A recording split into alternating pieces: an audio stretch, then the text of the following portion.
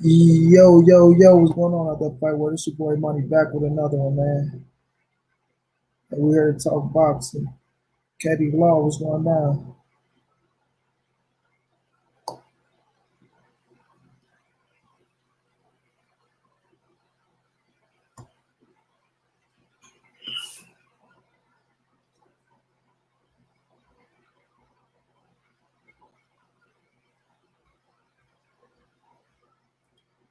People get on up in the building.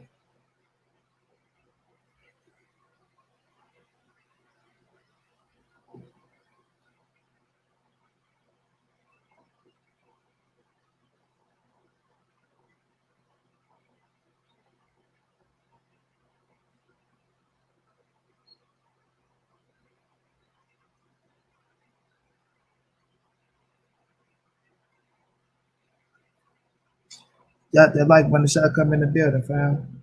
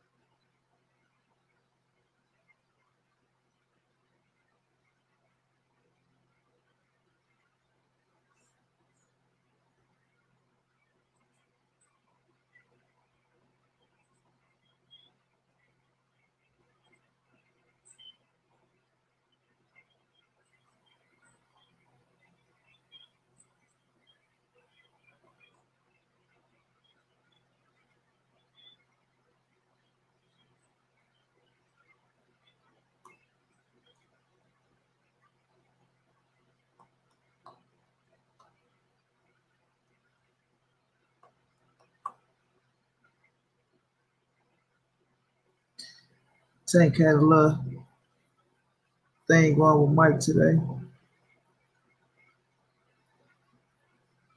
We're gonna run through that.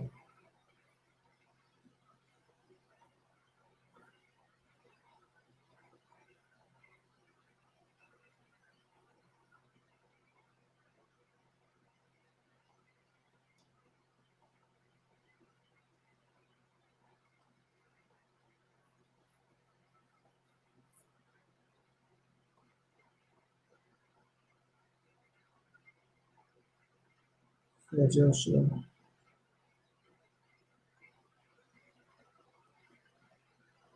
Yeah.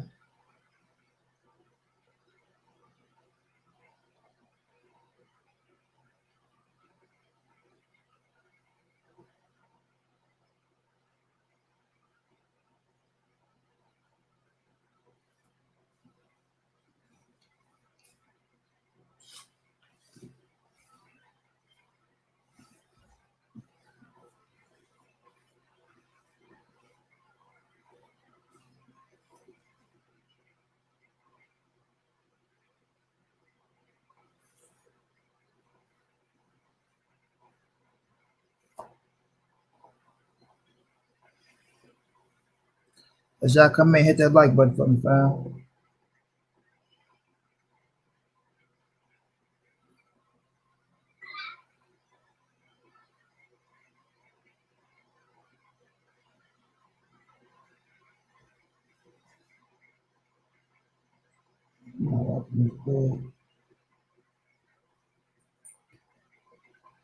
Yeah.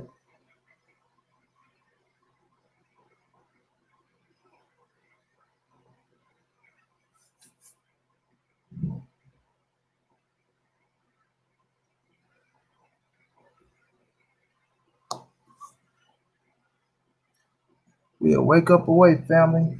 One wake up away.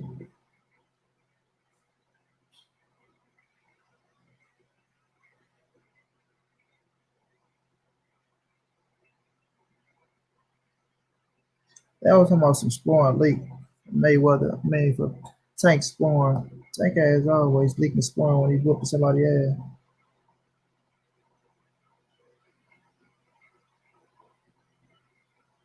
Tank in great fucking shape. Dehydrated, what's going down, fam?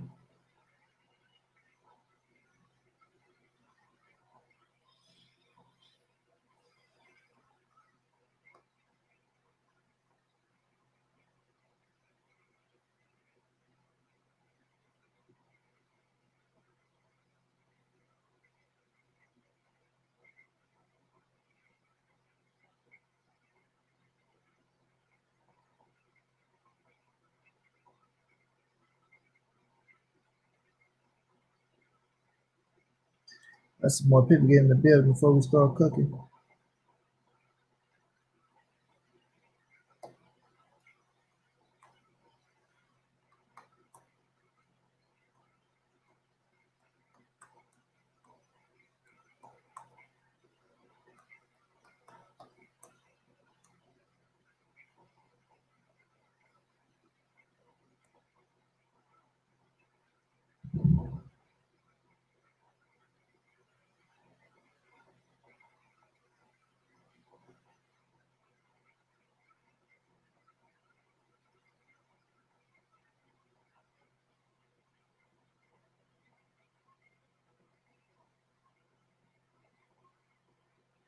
Oh, okay, big money. What's going down, fam? Because I'm sure looking like who is Katie Law, bro. I'm like, damn, a new sub. What's going down, champ? Man, I'm chilling, man. I'm chilling, bro. Dealing with the death of my cousin, man. We trying to, get up on the paper to bury her and shit. We taking donations, big money, man. So if you can donate anything, champ, it'll be much appreciated, my brother. If you can't, I understand that too.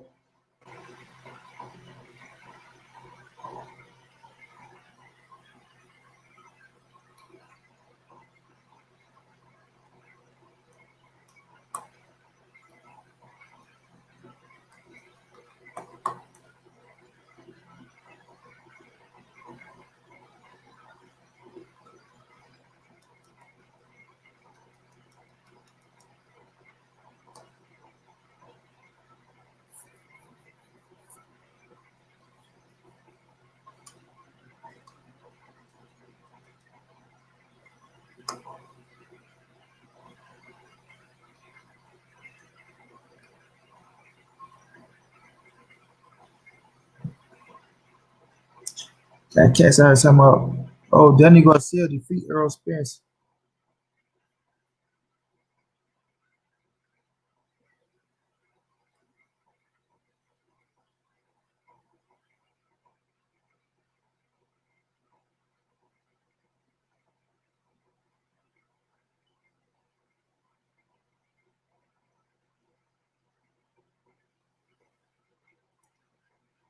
David, what's going on, fam?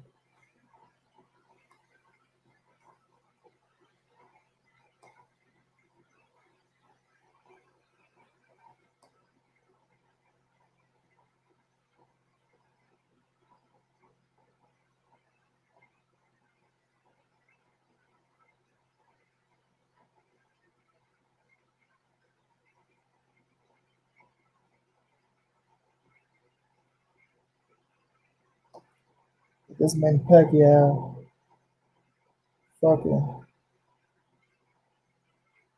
Conor McGREGOR shit.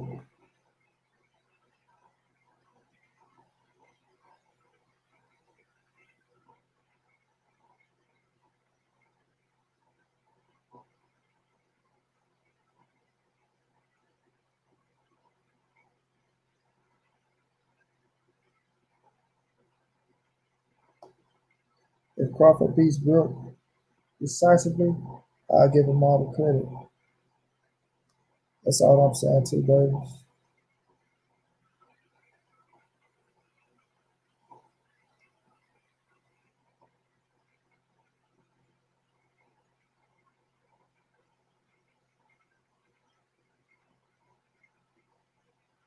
That's all I'm saying.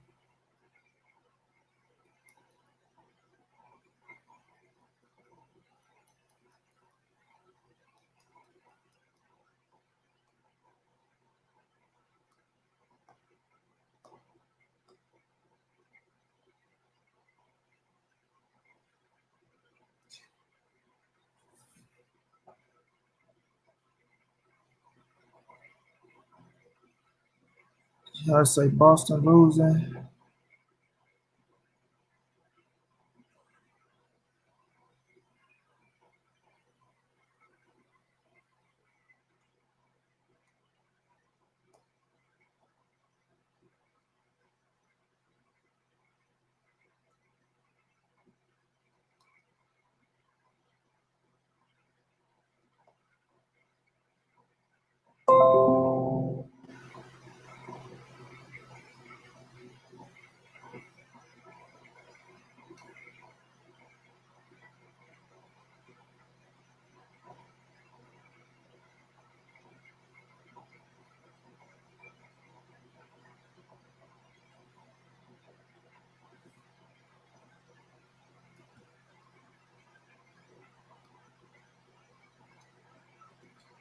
Old Tank looking good in shape.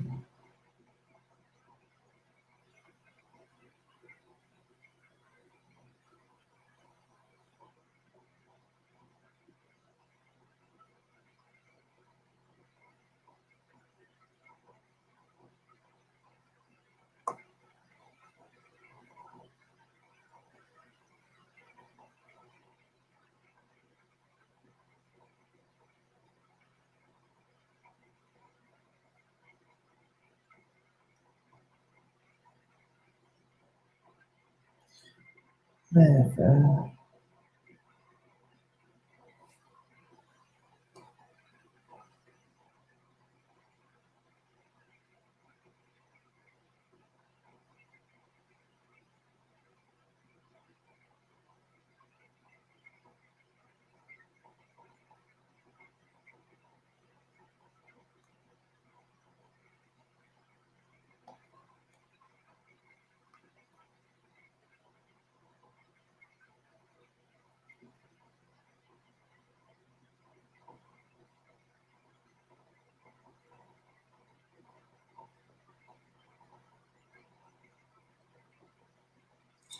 I mean, they down 7 points, brother.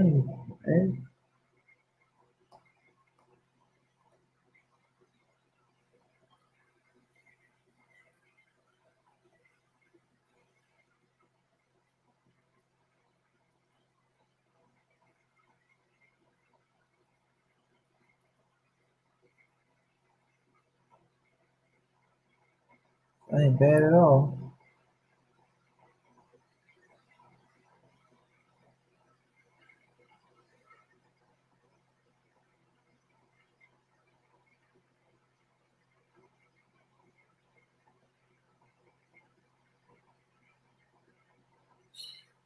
Man, fam, I'm not in the right state of mind, to be honest with y'all, man.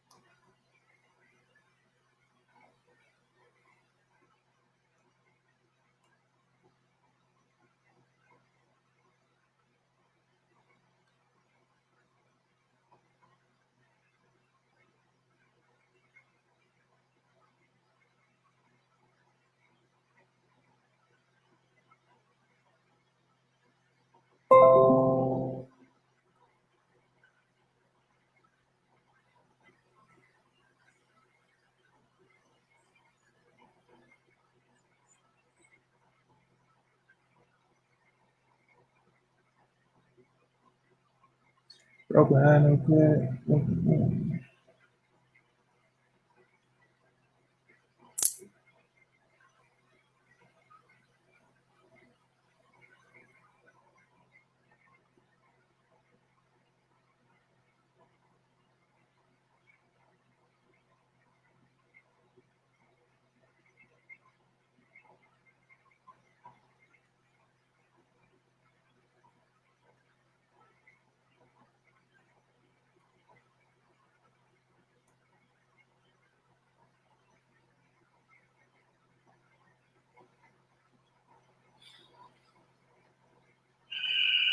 I'm gonna try to get through this shit, man.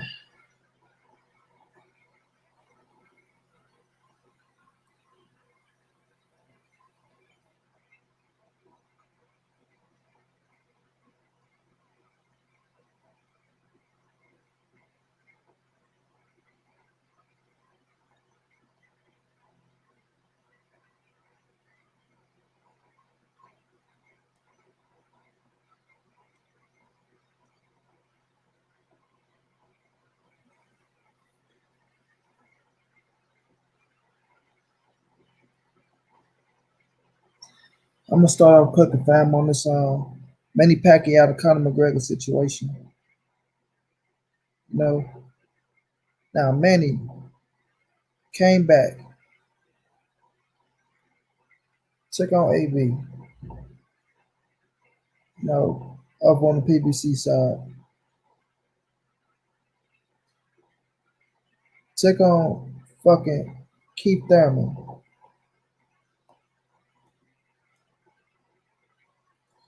beat Thurman in a hell of a fight, beat AB in the pay-per-view fight, but beat Thurman in a hell of a fight, become the WBA Super World Champion, Super Welterweight World Champion, and looking like he wanted to smoke with the winner Earl Spence and Mikey Garcia. Went to the Earl Spence and Mikey Garcia, fight in Dallas. It had us all assuming that he was gonna fight the winner of that fight. Back, the way he was talking and what the fuck he was doing, you know. But now that I'm seeing this shit with him and fucking Conor McGregor, got me shaking my damn head, yo. You're a fucking world champion in boxing, man. If that's the case, if you wanted to fucking fight Conor McGregor, you could have did that shit on some goddamn meat exhibition shit. And you ain't have to come back to boxing. You could have retired. You could have retired on some Floyd Mayweather shit and fought Conor McGregor.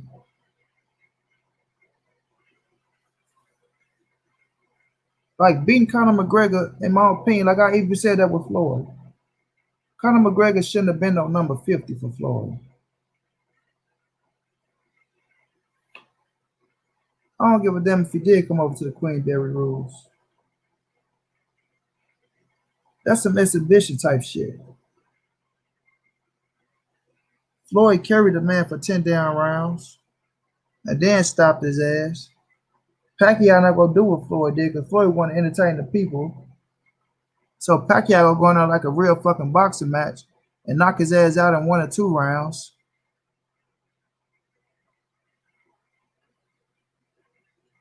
Pick up the bag and go.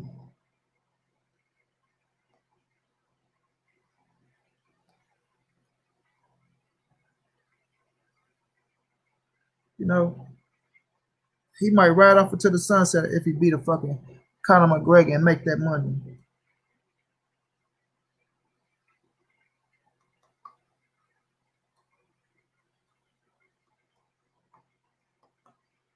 know what I'm saying?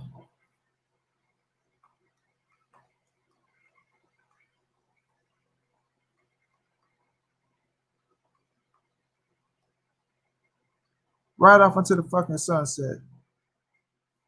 If that's the case, vacate the fucking WBA world title, man. Vacate the goddamn title.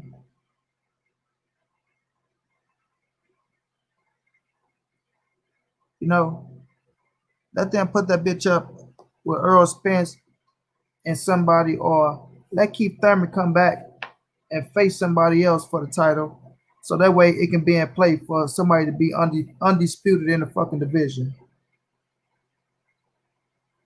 You know what I mean? But this Conor McGregor shit, like this man is a fucking boxer. It's some bullshit.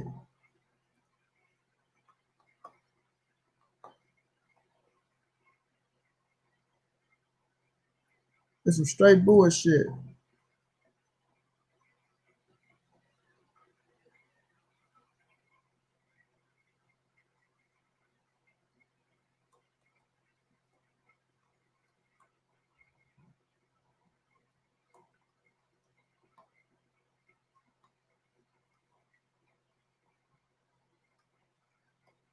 You know, straight bullshit.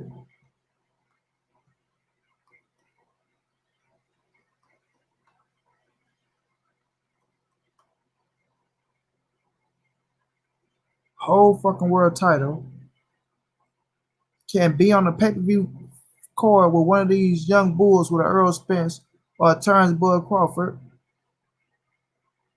Sean Porter, rematch with Keith Thurman.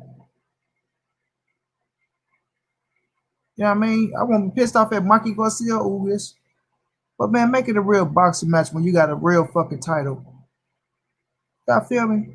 You got a real fucking world title. Make this shit a real boxing match.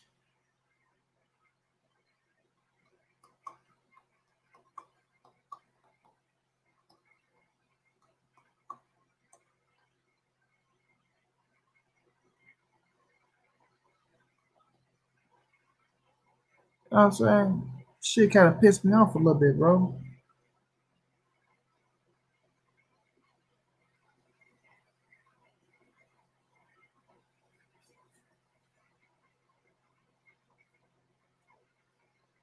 Pissed me the fuck off a little bit, man.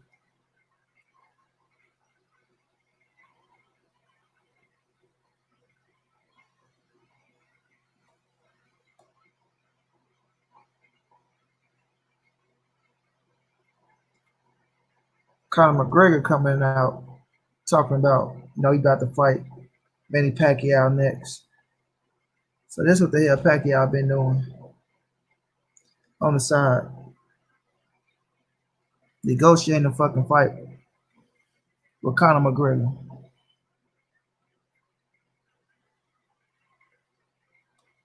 Negotiating a fucking fight with Conor McGregor. Conor fucking McGregor.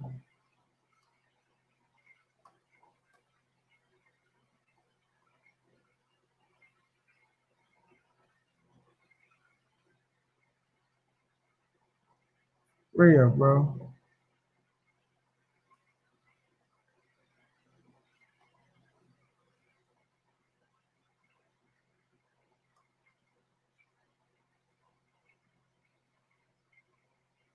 Crazy, man.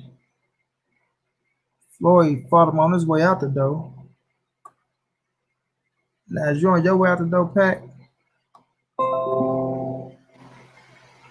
feel me? As you on your way out the door,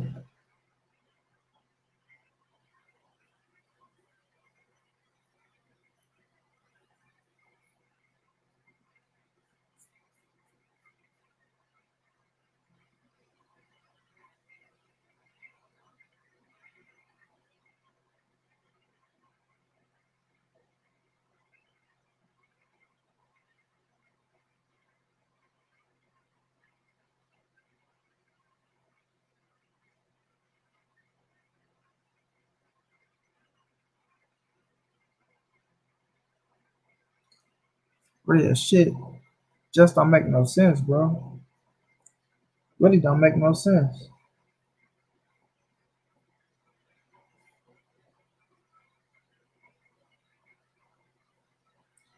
I was for sure the man was talking to Mikey Garcia.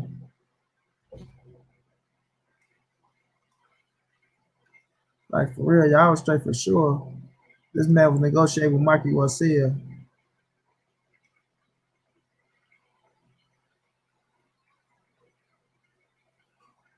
all along.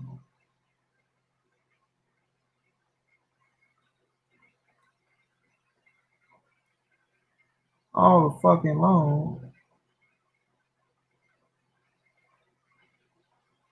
This man negotiating with Conor McGregor.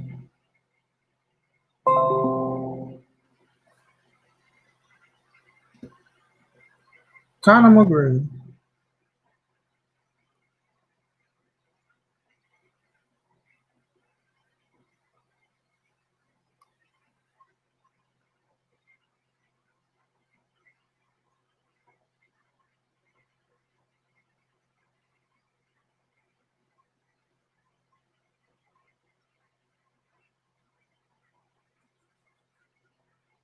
Conor McGregor. Trying to follow Mayweather footsteps. And if I'm not mistaken, I don't know if I think that was Canelo now when they were saying that was disrespectful.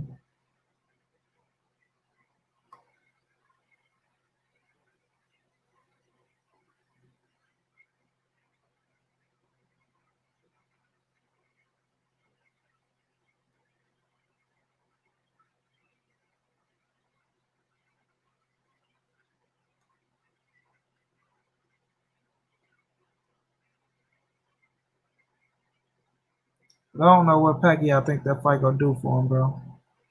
Besides make his ass some money. Now I will admit you will make some money off of it. You will make some money. It ain't gonna be the Floyd numbers. You know, this damn sure ain't gonna be Mayweather numbers. But you gonna make some money. You did.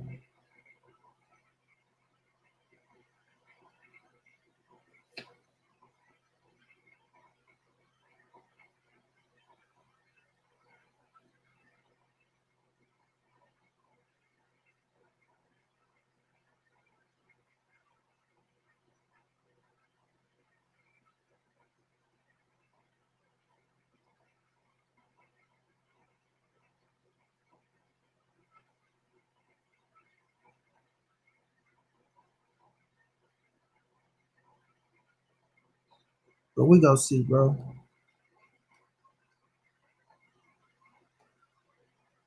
We got Floyd with Logan Paul, Pacquiao with Conor McGregor. That's crazy though. Conor McGregor can come up and get a motherfucking world title shot. We got all these fighters that was in line. That's the shit that pissed me off, man. All these fighters in line.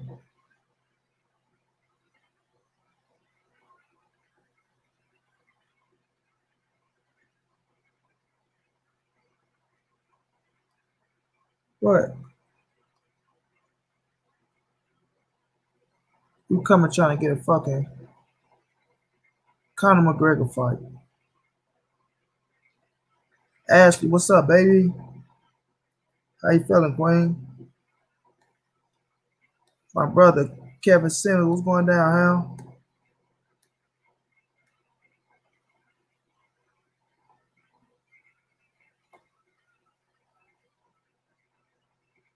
Did I get my what now, bro?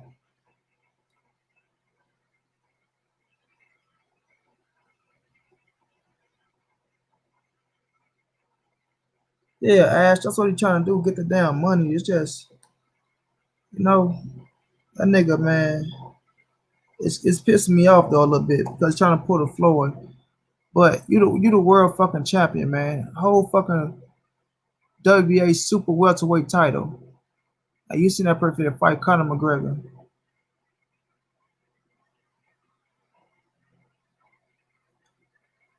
Now we 2,200 away, bro.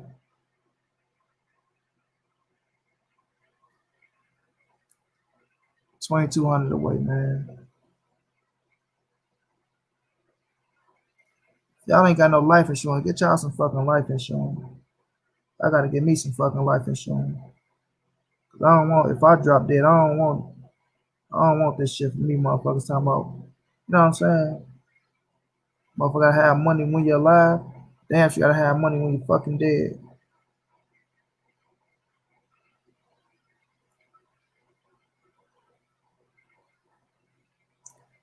fucked up though, bro. Many don't care about the fans. I'm on here not ass. You don't. You don't give a damn about the fans.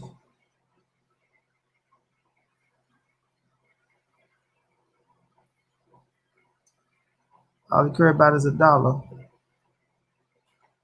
And like I say, as you can vacate that shit.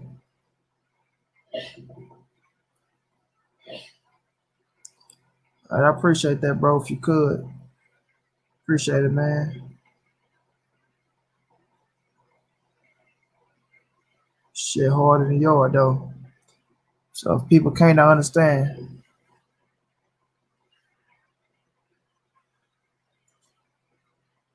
but I gotta make that video for you too, bro, and drop that music on there.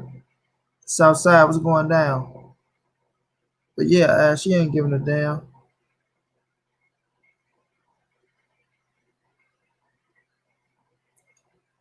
Yeah, I'm gonna start on there in 1 second, Ash. But Pacquiao, motherfucking ass, man, that kind of pissed me off. Cause I thought he was negotiating with some damn body in a fucking boxing ring, a real fighter. But this motherfucker been negotiating with Conor fucking McGregor. Negotiating with Conor McGregor.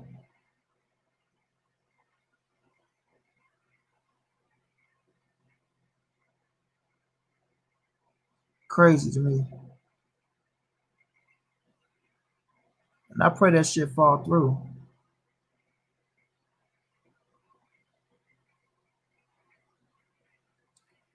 I'll be looking forward to it then, my brother Ham, man. I'll be looking forward to it, bro. Like I say, I know how people is nowadays, you know. Not saying you, but other people. So if it happened, it happened, bro. If not, I understand. You know, don't nobody owe that shit over this way. And everybody got family, kids, mouths to feed, bills to pay. They gotta take care of their damn self as well. So I asked only a few people to donate, you know what I mean?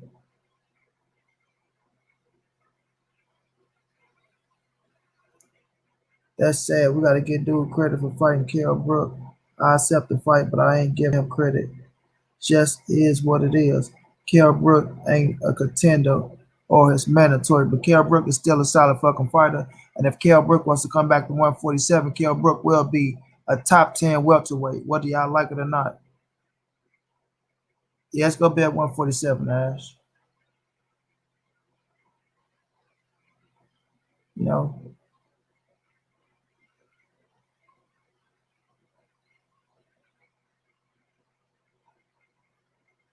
but you know, Pacquiao, I'm gonna get off Pacquiao. Pacquiao, motherfucking ass, man.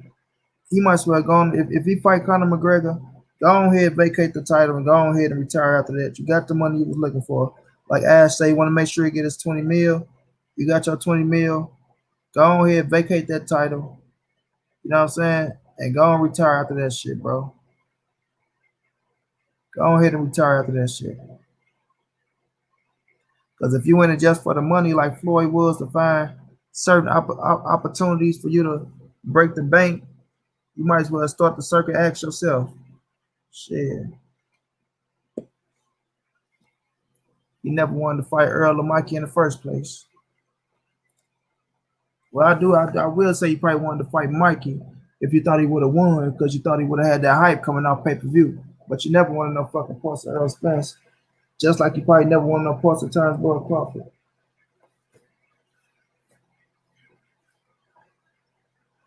But let me get into this Crawford and Brook. You know, since that's what y'all touching on right now.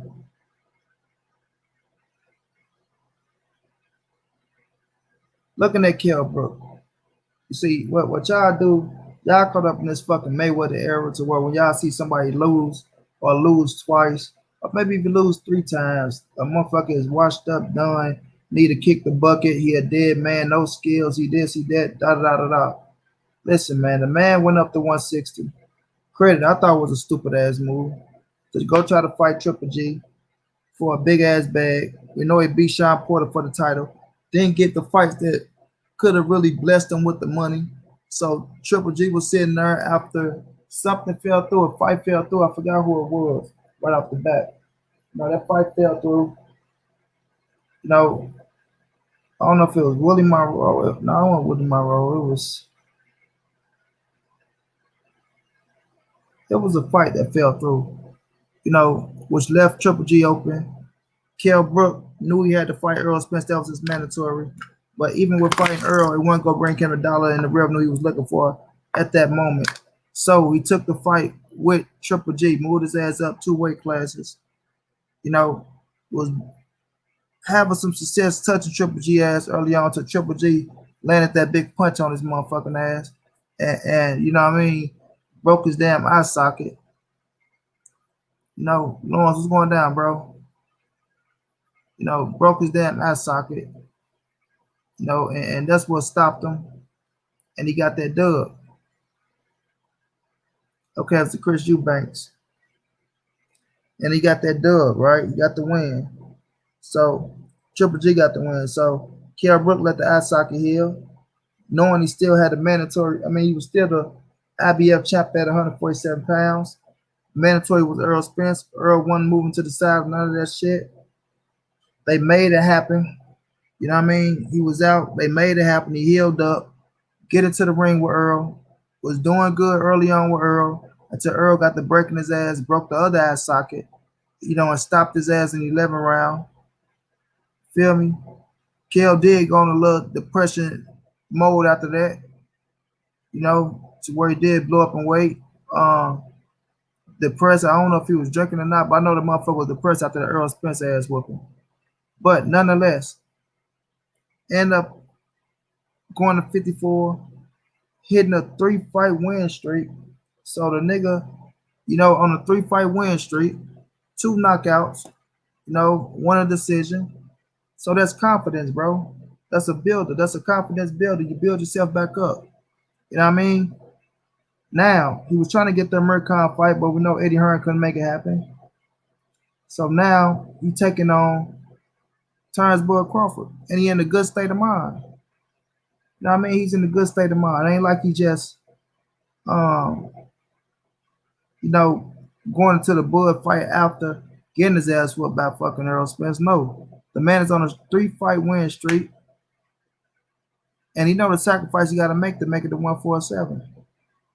You know, he wanted his rematch against Earl Spence but couldn't get it. Earl told him go get a scrap at 154. When I come up there, we can get it on up there.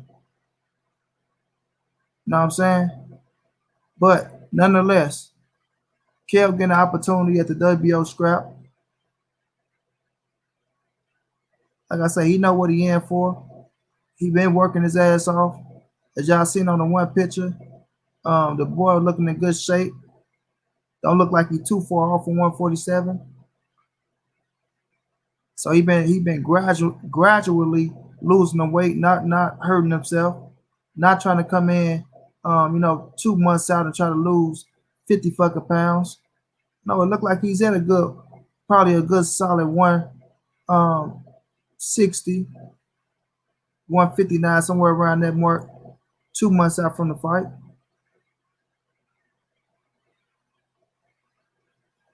So it looked like he's doing okay with making the weight.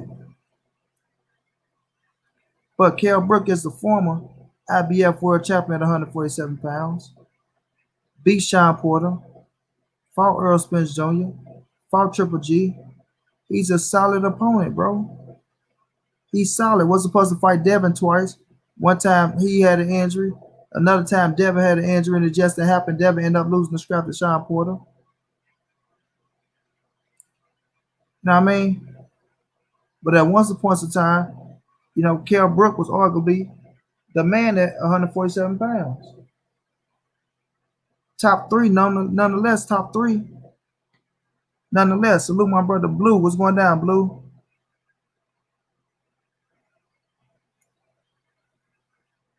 I look at your last few fights. Brook ain't fought anybody.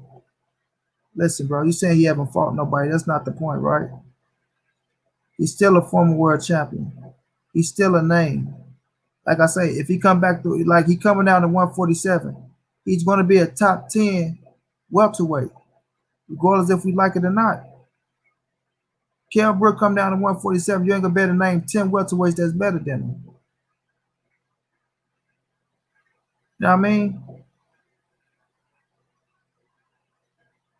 So when you look at them, like I say, they been knew this fight was gonna be sincere and delivered. They been knew it. They been knew it. That's why Bud was working his ass off. Brook got to working his ass off.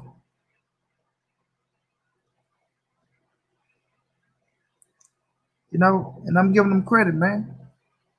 I'm giving the man credit. I mean, I got to see what Kell Brook look like for me to say, oh, this, that. And I know on November 14th, once they get into that in that ring, I know if you know Kell ain't having no more. And like I said, if I'm wrong, I'll come back and say I'm wrong. But I feel like that Kell still got something in the tank, man. He got something to prove. And I'm not picking him to beat Bud, not from a long fucking shot. I got Bud winning this fight. But I got to go into a decision. And I got Kell having some success. You know, Kell Brook is one of them sneaky talented fighters, bro. He's sneaky talented. So why he do some shit that's gonna make you say, damn, I didn't know that boy can do that. Or he a physically strong dude where he can take an ass whooping. You know what I'm saying? Kell Brook can take an ass whooping. And that motherfucker gonna shoot it back to you.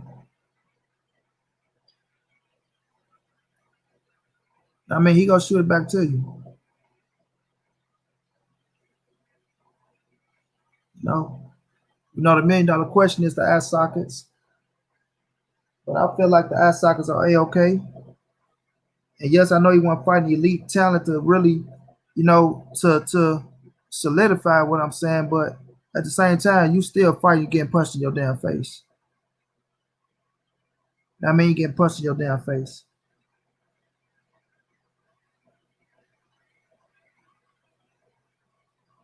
So I'm not go look at the eye sockets and shit like that and start making no excuse or nothing like that.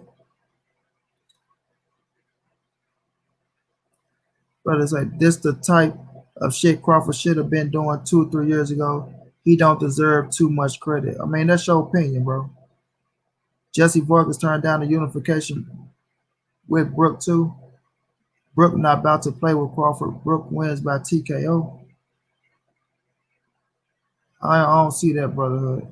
Brook win by TKO. I don't see that. Blue said, I'm curious to see if he can make weight. I think he gonna make it, Blue. I think he gonna make it. Kell never miss weight, if I'm not mistaken. Like I say, he know the sacrifice he got to make to get there, bro. He know the sacrifice, and it looked like he been cutting that shit. It looked like he been cutting that weight. You know, I mean, what is it? The extra 6 pounds he got to lose? 7 pounds. So he know what he got to do to get there. That's the thing. He a professional. Been there before. Fought at 147 almost his entire career. So he know the steps he got to do to get there. You know the steps you got to do. Like I was saying, Blue, you sign that damn contract. Once you sign that contract, you're obligated now. You're obligated. So don't come out here saying, oh, you know, this, and all that shit. Which we know it's been 3 years since you fought at this division. But there's something you want to Kell Brook. You know, you approached Bud Crawford. He didn't approach you. You said you wanted to fight, and they making it happen. They making it happen. So get your ass out here, make the weight. You know, make the weight, come out here and perform to the best of your ability. No excuses. You know, and I feel like he gonna be at the. I ain't saying he gonna be the Brook that beat Sean Porter, but he damn sure still a credible foe. Let's go give it all he got.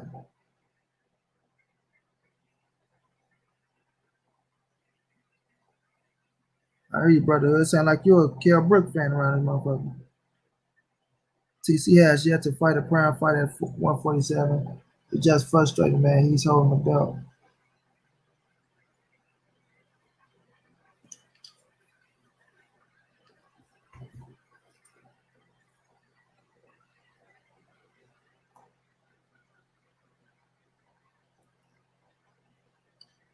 I mean, it has some validity to it. You know, I gotta agree. I do give him credit for Jeff Horn. Jeff Horn was the world champion, so he beat Manny Pacquiao. Even though I thought Manny Pacquiao won the fight, but it went to the point where we can say it was a robbery. So I wasn't pissed off at Jeff Horn winning. You know, I just felt like Bob Arum did that sucker shit. Took Manny Pacquiao out to fucking Australia when he the fucking A side. You know what I'm saying? Those official shit was in the air when we seen that movie. I don't have faith in Crawford, bro. If he beat Brook, I will. Crawford should be able to dominate Kell Brook.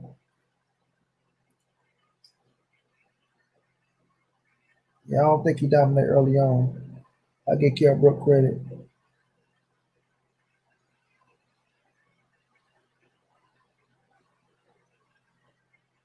I just talked to Quentin Randall,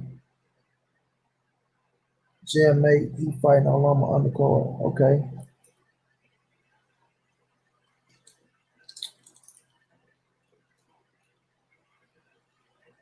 Quentin Randall fighting on Loma undercard or the sparring partner. I feel what you're saying though, Blue.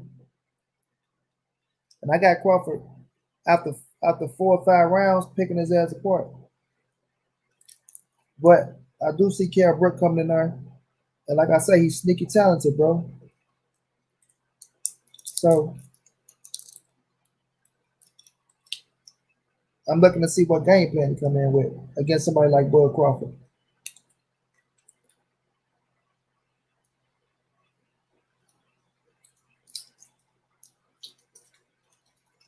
And I'm looking to see what game plan he come up with.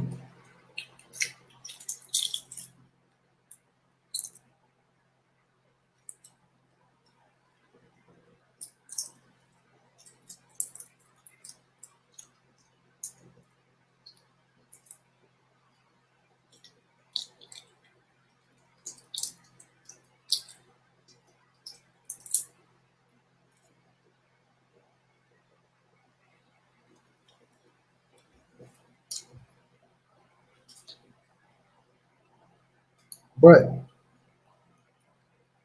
I'm giving Bud credit for this fight, yo.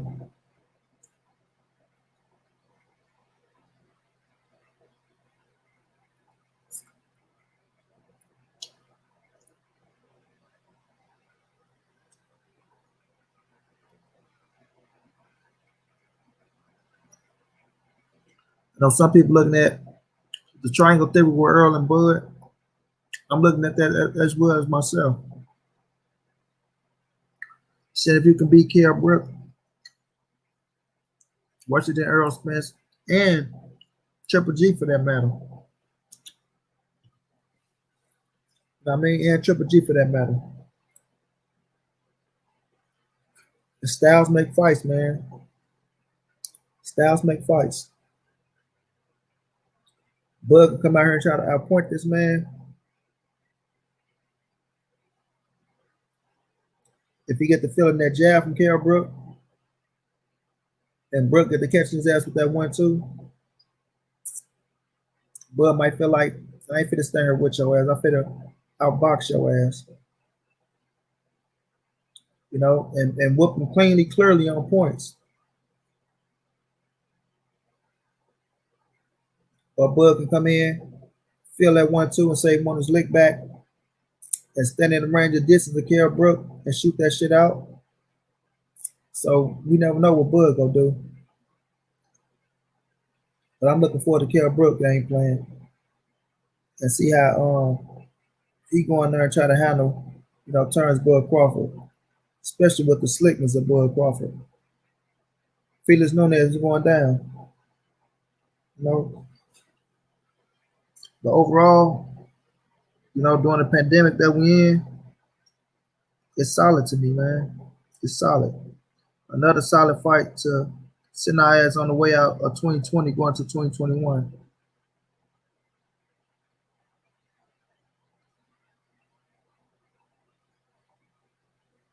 No,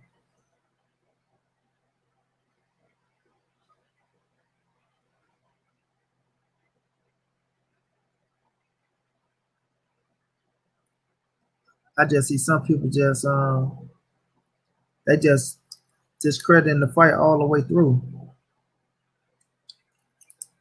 man.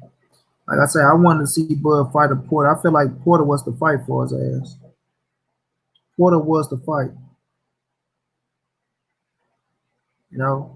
And I still feel like that Porter was the fight for him, especially at that particular moment. At that particular moment, we get Sean Porter fight and go out there, and we see the triangle theory. And if you can beat Porter convincingly, man, you know how much buzz this gonna create for him and fucking Earl Spence. You know what I mean?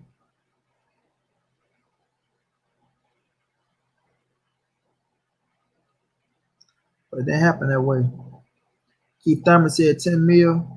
We know he wasn't gonna get the 10 mil. You know? Uga just came off a fight, if I'm not mistaken, so we know that fight wasn't gonna happen. Earl locked in with Danny. And when we look at the other names, we can't really say they bigger than Kell Brook besides Manny Pacquiao.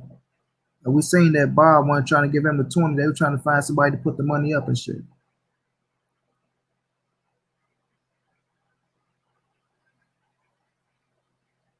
So besides them top dogs, we look at the rest of the division, the Jerron Andersons, the Virgil Ortiz, the Mean Machines, Jamal James, um, Ray Robinson. You can slap Kell Brook right there in that mix, or put Kell Brook above them. You know what I mean?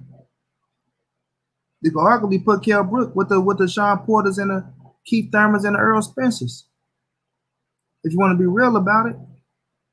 Then he got 2 L's. Sean got L's. Thurman got his first L.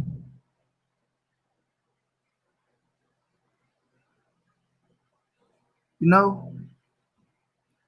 But the difference is they fight on PBC.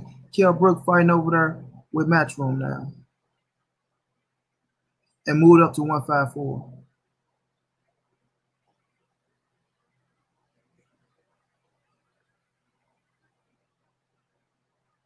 But when you look at Kell Brook, like I say, he can arguably hold his own against any of them welterweights. Not saying he go win, but he can damn sure hold his own. So to me, that deserves credit. Now, I mean, to me, that deserves credit. And I'm giving them credit, bro. That's because they hate Bud. I don't think Bud's scared of anyone, but I do think he views things through the lens of risk reward before the potential fight Spence. Before the potential fight with Spence. Be a possibility, man. I think all fighters look at the risk reward thing right now. No, they want to be compensated, you know, for the accolades and shit like that. So if they feel like they're on a certain level, they're gonna feel like they deserve certain dollars. And rightfully so.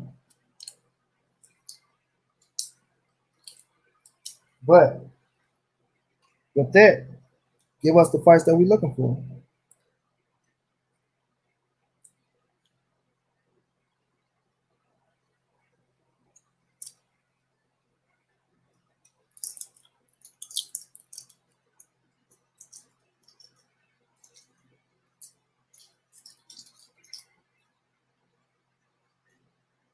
And November 14th, go tell it all, family. Go tell it all, for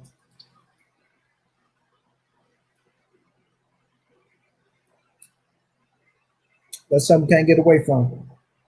The day to sign, and they got to fight. I mean, they got to fight. But my brother King Palmer in the building. Salute, champ. I had hit you up in the inbox, my brother King.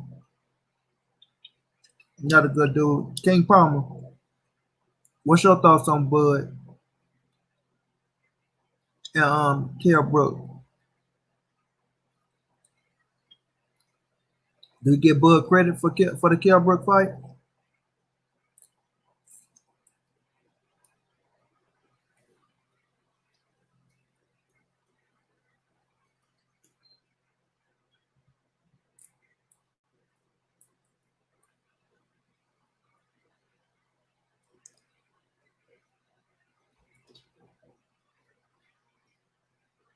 I'm going on now, fam.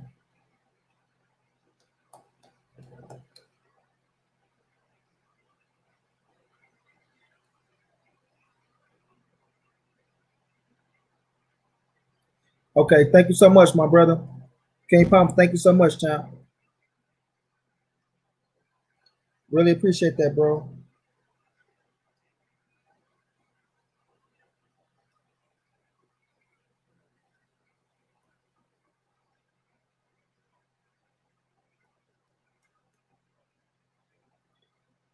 Nick G, what's going down, bro? Keon, what's going down, bro?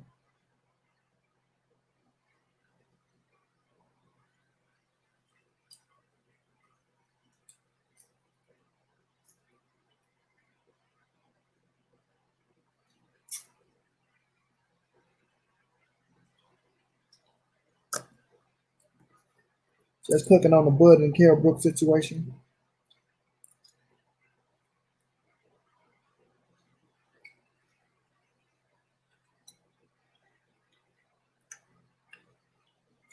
I got a winner. I heard King Pump, I got a winner.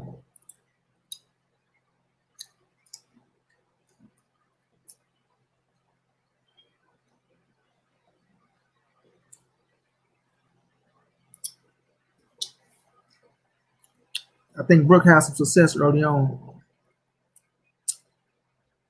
We gotta remember Crawford is a slow starter too. Crawford is a slow starter. And Brook the type of fight that'll come out and jump on your ass early like he did against Spence. You know? But November 14th is on his way, man. I just I don't know, man. I just get credit, man. I just get credit, bro. I just get credit. And I believe Kell Brook deserved more credit than what he received down here in these boxing streets.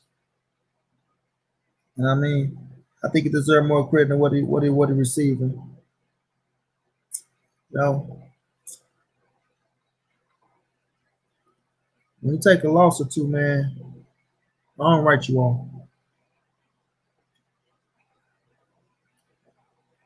Oh man, Blue, some damn I had some damn Laffy Taffies, bro. Damn candy. I need some damn food in my system, to be honest with you. Yeah, yeah. Blue say sounding like me snacking for real. Your ass keep something, Blue.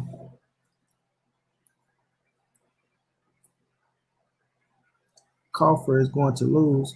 El Diablo, who the hell you talking about, man? Crawford. No, you want some bull crap coming there talking about a Crawford.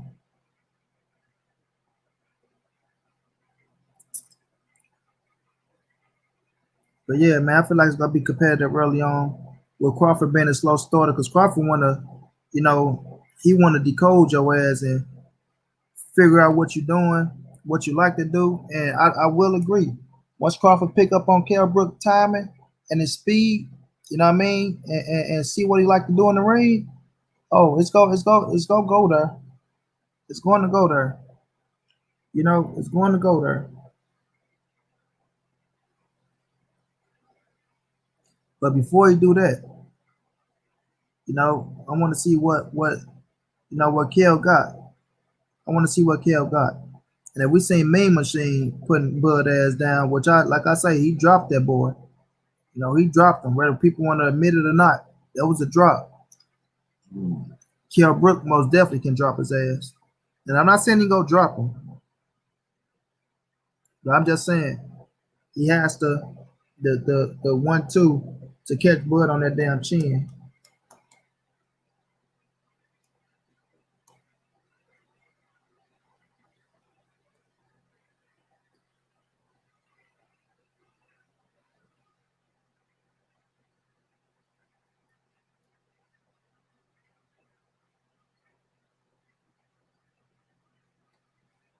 But it's gonna be interesting though, family.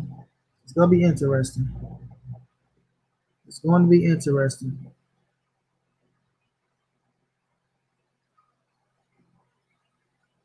Hey, Blue, I had sent you my email too, Blue, and on Instagram, bro. So whenever you want me to jump on with you, just let me know, fam. I'm damn sure it come through.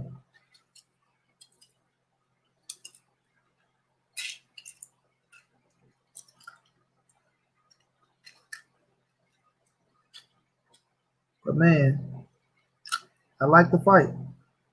I like the fight because just think about it. If Bob would have went and got another one of them damn Europeans, and we know Brooke is from the UK, so but he got some black in him. But if he wouldn't have got one of them damn no name motherfuckers, boy, Buddy be getting his ass grilled right now. Buddy be getting his ass grilled right now. I wish TC would have accepted Gary so I could retire. What you mean so you could retire, bro?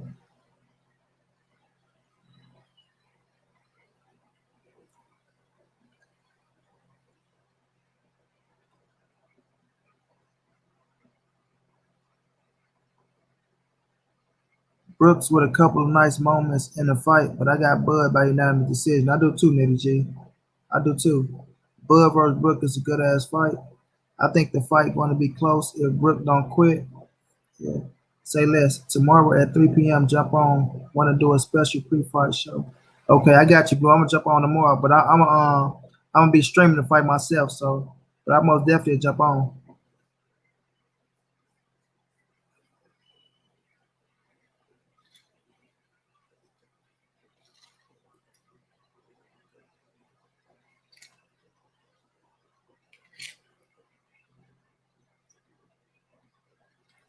But yeah,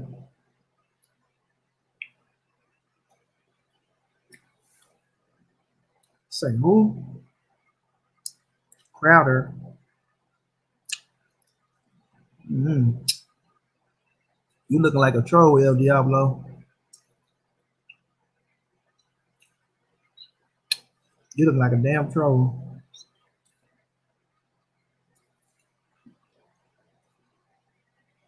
But yeah, man. If Bud would have got one of them weak ass opponents, knowing you had Sean Porter right there, so Kell Brook kind of saved his ass. Kell Brook kind of saved his ass.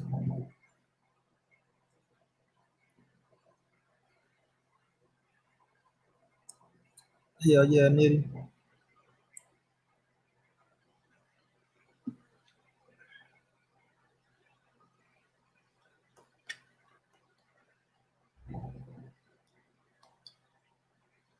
Let's see what else.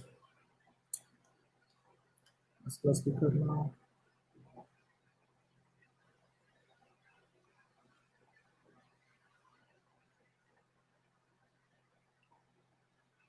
An upset tomorrow. I got Rosario. I don't see no upsets happening. I don't see no upsets happening. But let's talk about tomorrow fights, man. We got 5 championship fights. 5. 5. And people keep steady asking me, do I believe? Like today, dude, hit me in my inbox. Hey, bro, I ain't buying the fight. I'm a stream. I mean, I'm gonna watch it on yours. I don't think. Well, how the hell you gonna say you're not gonna buy it and you don't think it's worth it? And you got because people not doing their homework on the damn fight. They just looking at the CHARLO'S and whatever this thing they got against the CHARLO'S, they let it roll off. Now, like I say, I do have my problem. Like we all pissed off at Jamel for the shit he said about Blue. That's for damn sure. First of all, you know, my man Keon say fuck it, he ain't buying him because of that situation. You know, they kind of pissed him off. But like I tell him, man, Blue a big boy, man. Blue can handle that shit. Blue not worrying about that shit. That shit ain't gonna make or break Blue. You know what I'm saying? Ain't gonna stop his grind, ain't gonna stop his hustle, ain't gonna stop him from doing what he do. You know? But it's a great fucking fight tomorrow. 5 cards. Plus Daughter Coast and Breeders will kick off tomorrow, yeah? Let me talk about that a little bit, Lawrence. Thank you for bringing that up, bro. But they just getting overshadowed like a motherfucker. And when we talk about great fights, when we talk about great fights, that's ending us off. Like Lauren said, that's number one, number two, cruiserweights, and they can fight their ass off. They can fight their ass off. You know, that's one that's like getting no recognition. Getting no recognition. My dude Batman was going down, bro. The bet in the building. How you feeling, Batman? Daughter Coast and Breeders is a hell of a fight, bro. That shit gonna be, man, very entertaining. Very entertaining. Know what I mean? I think Breeders gonna win that bitch, but I'm going for Daughter Coast. I'm going for Daughter Coast. I fucks with Daughter Coast. Beat the shit out of Andrew Tabiti. You know, lost to Murat Gassiev in a cruiserweight tournament. You know, where it was him, Usyk, Breeders, and Gassiev and shit. But that's one hell of a fight, bro. That's one hell of a fight. It can go either way too. You know what I mean? It ain't sure-handed for either or. Like it can go either way. But I do think Breeders got a little bit, like I heard Lawrence earlier, I do think he got a little bit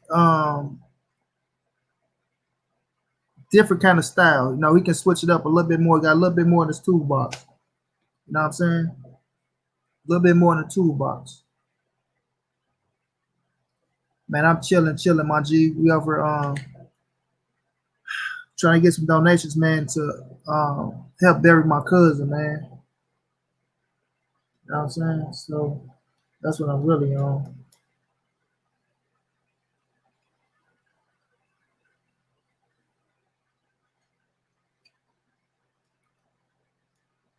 So for the 18 people in the chat, if y'all can donate, man, it'd be a big thing. Appreciate it, man. It's going to straight to my family, man, to help put my damn cousin in the ground.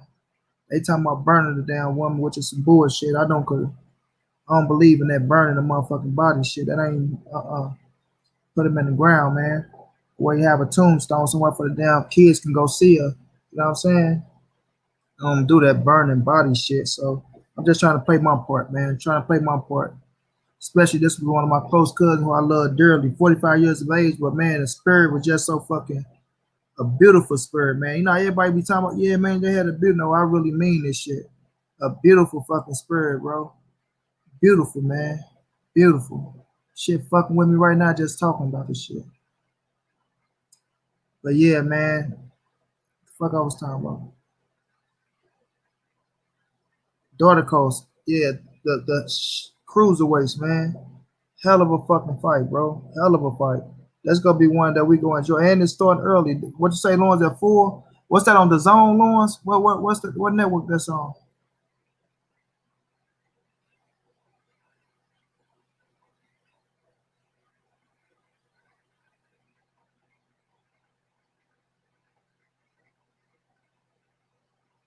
My bro Batman is right there, bro. OG money with the $sign. I appreciate you too, man. I appreciate you, bro. Really do, man. Really do, from the bottom of my heart. Lawrence, what network, bro? Is that the zone?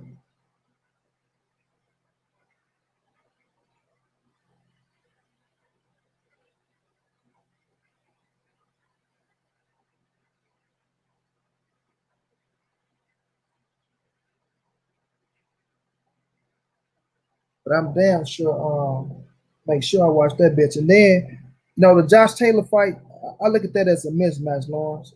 Josh Taylor gonna beat the shit out that man. That's a stay busy fight for him. He gonna beat the shit out that man.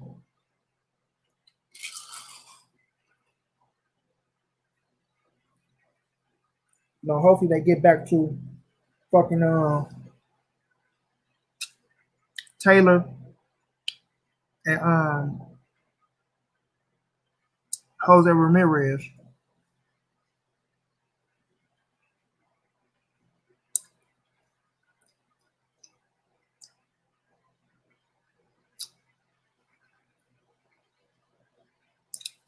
Hopefully we can get back to that.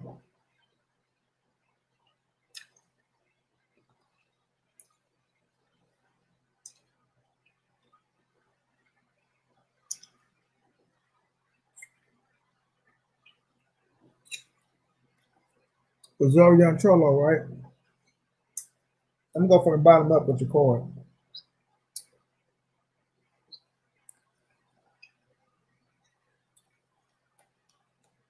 I'm sorry, I'm hungry as fuck. Instead of eating candy and shit.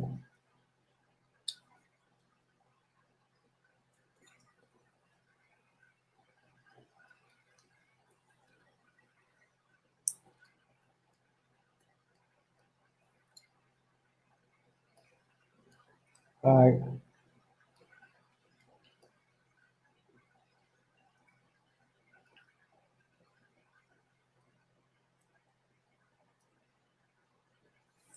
You got Duke Micah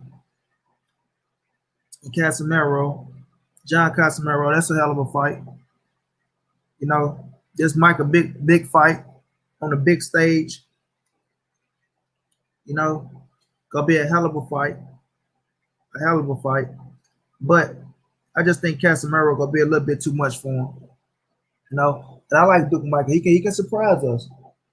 He come this bitch and surprise us, right? You never know this boxing. But I just think Casemiro, man, got that power. No. Oh man, thank you so much, bro.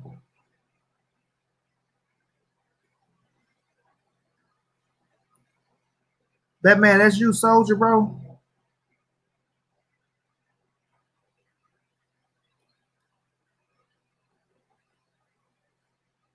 And Nuke K Juice, thank you so much too, bro.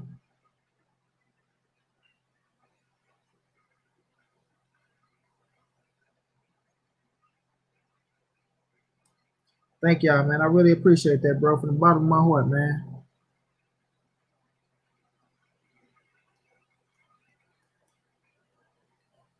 I really do, fam.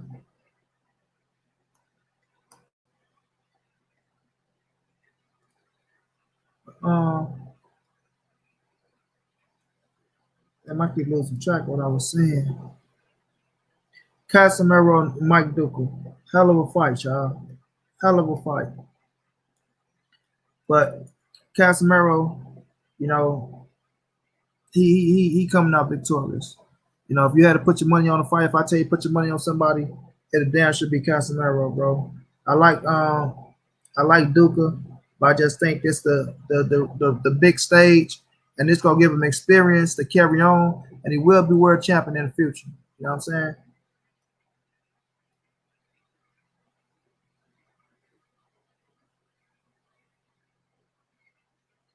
Then we got Luis Neri going up against Alameda, Aaron Alameda. Luis Neri, who I'm a fan of. You know, that's who I'm a fan of. You know, I really got him beating the shit out of this man, but I feel like it's gonna be a good scrap as well. You know, we all know Luis Neri is a hell of a fighter. If y'all don't know, you know, 30 and 0 with 24 knockouts. You know, knocked out Juan Carlos Payana in his last fight. You know, beat my dude Mac Joe Arroyo. Beat Robles. Can't even pronounce his damn name right now. You know, so Luis Neri is a hell of a fighter, yo. Hell of a fighter that can punch. You know, and like I say, y'all will fall in love with this style of fight. Y'all will fall in love with this style of fight. Because he damn sure gonna bring it. You know what I mean? Then we got Brandon Figueroa. Um, Omar Figueroa, younger brother. You know, when you look at him, you'll think that boy a model or some shit. You just don't know that boy break your whole motherfucking face in if you try him. You know, but he a hell of a fighter, man. You know, fighting for his first world title, the WBA World Super Bantamweight title. You know what I mean? Batman, you still in the building, bro? You know, World Super Bantamweight title. So that's a 122 pounder. You got Breeders too? Yeah, I think Breeders win that fight, bro. But I ain't sleeping on Daughter Coast because Daughter Coast can fight his ass off. It's close, man. It's close, bro. It's close. I mean, but Yeah, we know Brandon Figueroa style. He like to come bang, bang, bang with you, go to the body. Him and his brother got the same type of fighting style, man, where they dipping their heads and shit, throwing punches from different angles, being very, very busy. Defense ain't that good. Their defense is their offense. Where they try to walk into your ass and throw a lot of punches and try to keep your damn hands at bay, or try to force you to fight where they can try to catch your ass with some shit. You know what I'm saying? Okay, I appreciate that, bro. Just to let you know, man, for real, bro, that was real love, fam. I appreciate that. Um, where they throw a lot of punches and shit. But I feel like he will be world champion tomorrow. I feel like he will make history. You know what I mean? And they sister so goddamn fine. Lord, man, man, man. Fine motherfucker she is. Fine, fine, fine. You hear me? But I feel like he's gonna be world champion tomorrow, bro. To make the second brother in the family become a world champion and making history. You know what I mean? And making history. But with Damian Vasquez, he coming to fight himself. You know, 15-1 with 8 knockouts, ain't really carrying that much power, but 50% almost. 50%. He lost to Juan Carlos Payano. And Juan Carlos Payano, man, was a bad boy. Juan Carlos Payano was a bad boy. Like I say, the first person to beat Rashid Warren, then Rashid Warren came back and, became world champion of Carlos Payano. But Payano, man, used to have a hell of a style, bro. A hell of a style. I still like this style. It's just that I feel like Father Time caught up with him, man. Father Time caught up with him. And speaking of Juan Carlos Payano, he is on the court against Daniel Roman, one of my other favorite fighters. Daniel Roman is a hell of a fighter, and I got him beat Payano. You feel me? I got him beating Payano, but I will say this: if Payano can somehow, I ain't gonna say turn back the hands of time, but catch his ass in one of them range of distance shot. You know what I'm saying? Because Roman ain't got that much power. We just know he can outwork and he can fight his ass off. So if Payano can, be smart, and sit down and catch this boy with a nice shot, he can get the W. He can get the W, bro. He can get the W. Because my guy coming up off a loss. My brother Main Man in the building, man. Hey, Main Man, I need to get you and Batman on her, man, because y'all that DC, man. Y'all at DC, bro. And John, I mean Batman, I know it's John Pay, but Batman, you gotta fuck with Main Man, bro. You gotta fuck with him, bro.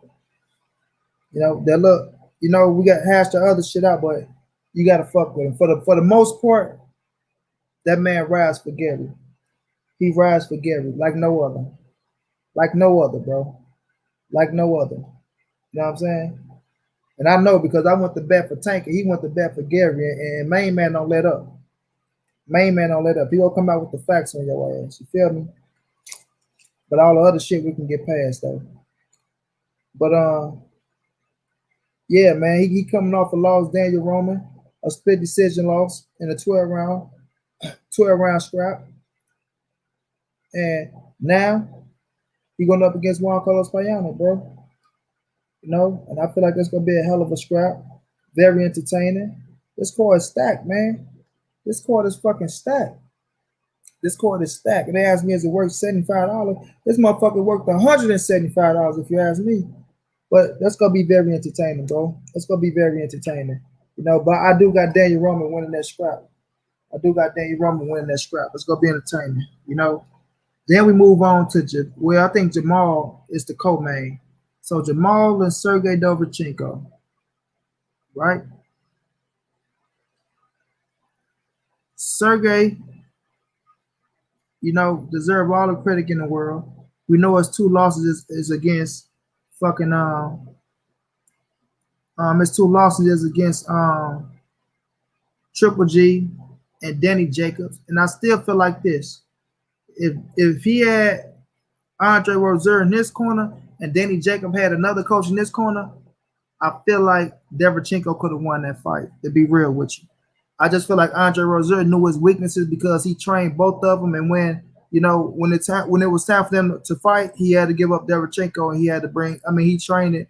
Danny Jacob, who he looked at as his son, who fucked him over and turned into a diva on him with a real money, got to come in like a bitch ass Negro, in my opinion. but nonetheless, and I ain't calling him a bitch ass Negro. I'm saying that's like a bitch ass Negro, because that's what motherfuckers do. Once you hit a certain level and you get the paper, you want to change up on your motherfucking peoples and shit, and forget about the motherfuckers who help get you there, or pay the people what they fucking deserve for help getting you there. You know what I'm saying? I'm not saying go overboard and just throw money at a motherfucker, but at the end of the day, man, you know Andre Rozier, man, held you down, bro. He held you down, and he looked at you as a son. The way he talked about you was passionate. Now, I'm not going to talk about the business aspect like I knew what their business was, but I'm quite sure it couldn't have been that bad on Andre Rozier end. I'm not, you know what I mean? He probably just wanted what he was owed. And with Danny Jacobs, just like Triple G, once the money became to get big, they looked at it like, you know what? When we see that percentage, the percentage get big. So if you get 10% of a $300,000 check, just think about 10% of a $3 million check. Motherfuckers don't want to come up off of that. You know what I'm saying? Motherfuckers don't want to come up off of that. Feel me?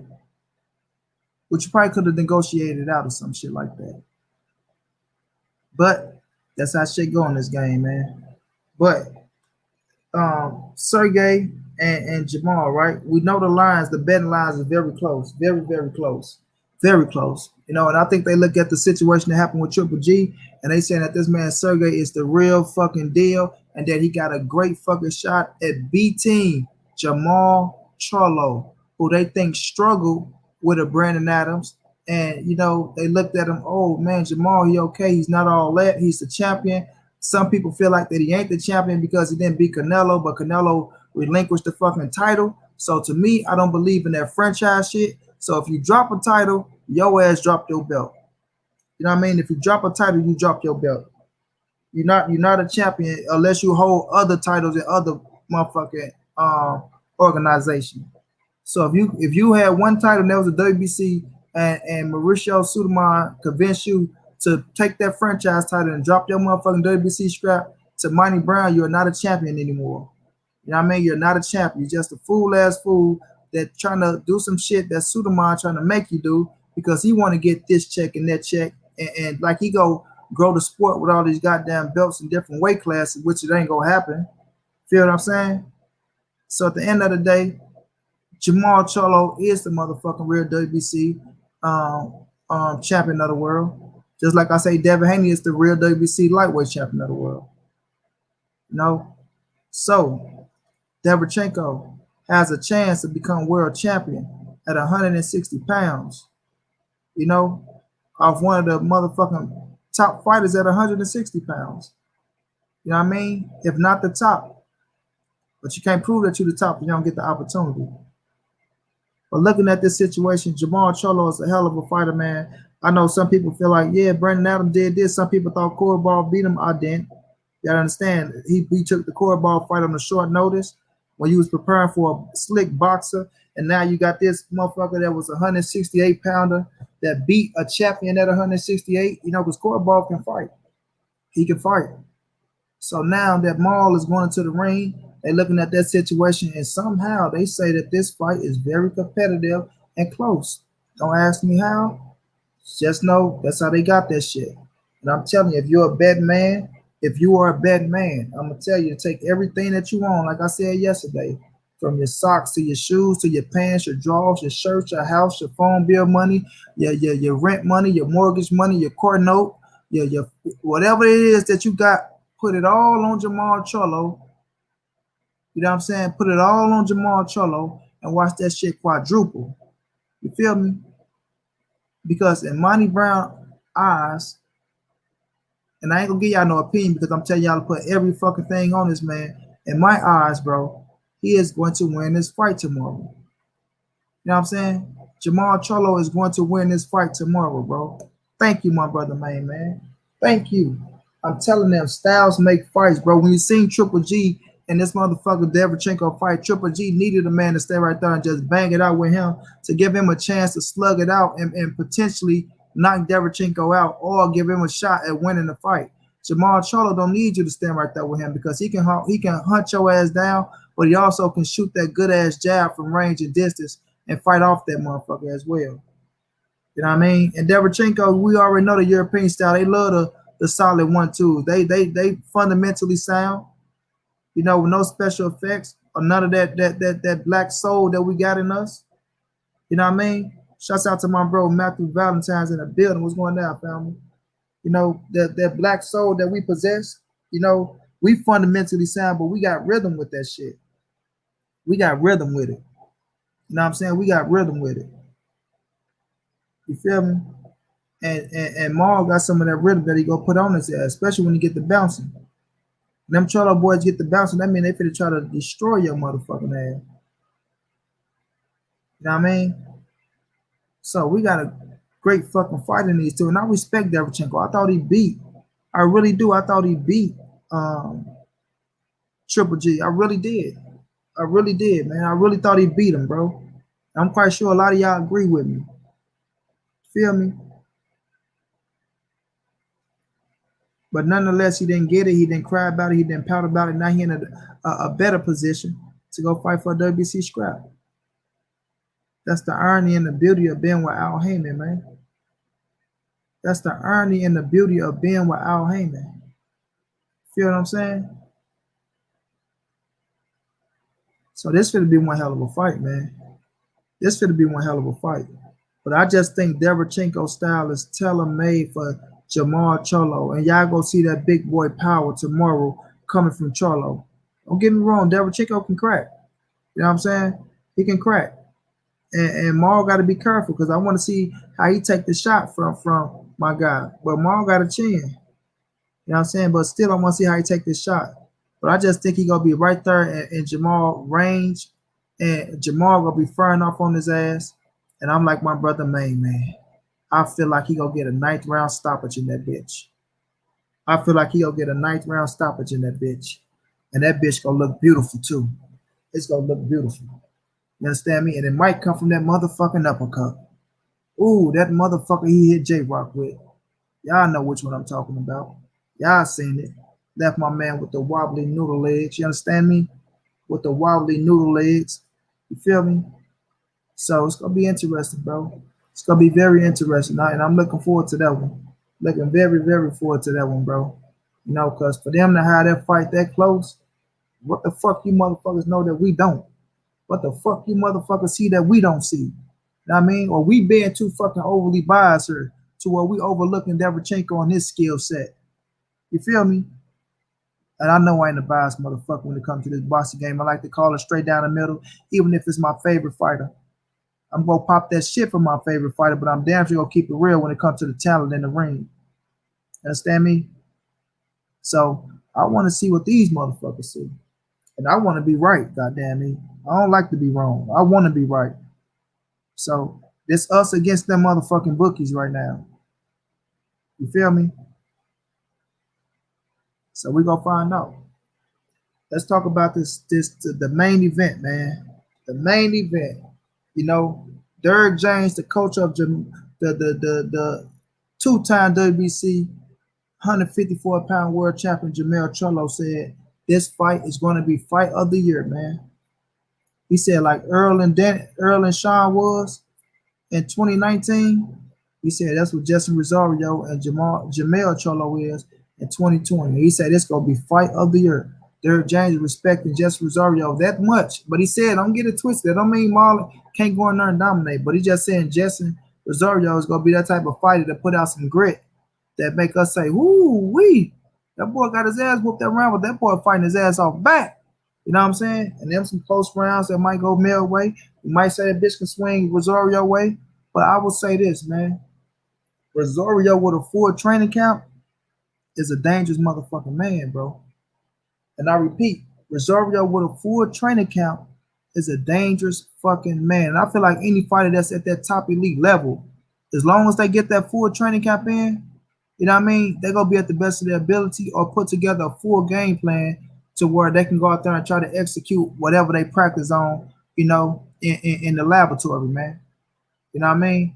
So I feel like, you know, Rosario not afraid of Jamel Charlo. He's not afraid. He's the unified champion. He went out there and beat J-Rock. It gave him all the confidence in the world. You know, all the confidence in the world. And he know what he up against. You know, one thing I like about fighters, I love fighters that's truthful. You know what I'm saying? I love fighters that's truthful. He said, you know what? He felt like Jamel Charlo is the best in the division. He feel like he is the best in the division, you know? And with that way of thinking, bro, that's how you gotta think. And that's how you gotta go in there and train. I'm going to her to fight the best motherfucker in the division, you know? And we go put it all on the line. You know what I'm saying? We finna put it all on the line.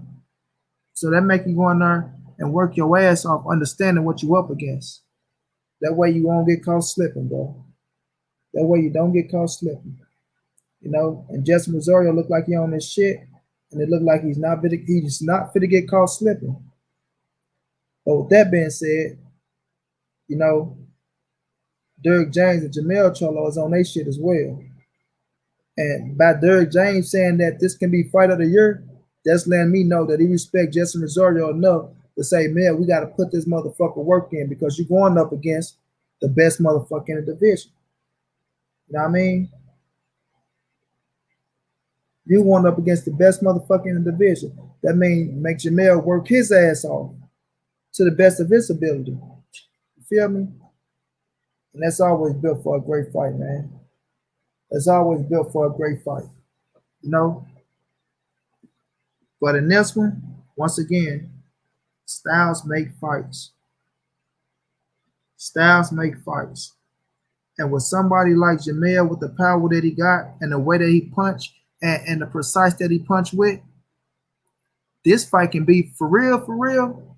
Like we never seen Mel go down. We never seen Mel buzz. But Tony did land some good shots on him that pushed him back, you know, that he felt, you know what I mean? He just played possum good as a bitch, but he felt that shit. Man, I hate to say this shit, but this fight might be one of them fights whoever catch who first, yo. It might be one of them fights of whoever catches who first. You know what I mean? And I hate to say that because I don't want Mel to be in that position. I don't want him to be in that position. But you got to respect Rosario and that power. That shit was real. That wasn't no fluke what he did to J-Rock. You know? But what Derrick James pointed out was something interesting as well when he said, you know, with Banana, when he cut J-Rock, it got to fucking with him. It got to bothering him. You know? And that played a part in the fight too. I mean, J-Rock did get cut, and he was wiping at that eye a lot, you know, and Banana took advantage of that shit. He took advantage of that shit, as you should. As you should. You know what I mean? That's the name of the game. Ain't no friends in this boxing game, especially when you're in the ring with a motherfucker trying to take food off your plate and trying to knock that motherfucking head off for that 36 minutes. You know what I'm saying? So, man, great fight. But I say Jamel, and I'm going to say stoppage myself. I feel like both brothers get the stoppages tomorrow, man. And this going to be a twin thing. I got both of them stopping their fighters in the 9th round. I got both of them stopping their fighters in the 9th round. How fucking amazing would that be? How would that write the history books? But I can hear motherfuckers already, oh, it was rigged, man. They twins, and they both get the stoppage in the 9th round. That is so rigged and fake. Shut y'all punk ass up. Motherfucker, ain't nothing rigged and fake. They just had a twin connection and knocked both of their fucking opponents out in the 9th round. You know what I'm saying? Knock both of their ass out in the 9th round. That's a possibility. It's a possibility. You know, but they got to respect their opponents. They actually got to respect their opponents because both of them are real fighters. Both of them are in with real fighters, bro. You know, and that shit is gonna be fireworks, man. It's gonna be fireworks, and I can't wait, bro. I can't wait for this time tomorrow. Well, it's 10:16 now. That means we probably be wrapping shit up, or we going into the main event, or in the main event if it ain't a short night. But I can't wait for this time tomorrow, family. I really can't. Shit gonna take you know, ease your mind a little bit from what you're going through. But we all gonna enjoy that shit. We all gonna enjoy that shit. That bitch get the start at 4, like my man Lawrence came in and said, with the Breeders in the daughter coast fight. You know what I mean? Lawrence still ain't say what that shit gonna be on. I think it's gonna be on the zone though. I think that fight gonna be on the zone. Let me read some of y'all comments, bro.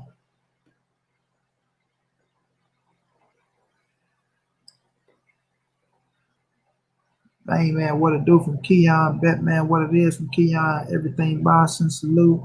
I got Maul by stoppage, salute, salute, my bro Matthew Valentine. Monty, that's what's up. Somebody going to sleep in this fight. Yeah, buddy. Both fighters look very focused. I had Jamal by late stoppage. Now, after hearing him say he feels Sergey is overlooking him, I think he might make a statement early from D-Lo 404. After my partner just called me and told me what Quinn said, I wasn't worried.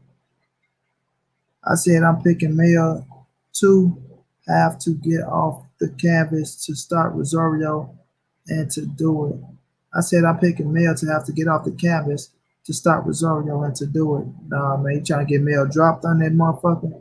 Oh no, no, no, no, no. Oh no, oh no. I think they want Eubanks for Maul when he win. Yeah, that was in discussion at first. I thought they were gonna make that shit happen. You know, I thought they were gonna make it happen.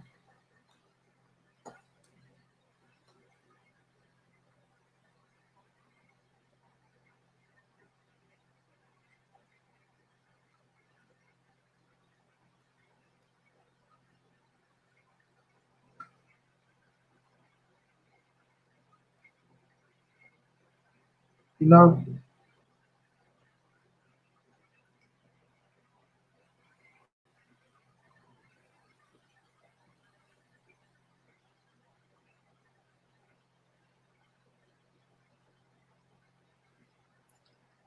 but yeah, I like that fight. But I think he knocked you. I think he beat Eubanks as well, bro. I think he beat Eubanks as well. No, Eubanks ain't. To me, he not really fundamentally sound. His ass just like the fight. He's strong and solid, and got some pop, but he just like the fight. You know what I'm saying, man? He just like the fight.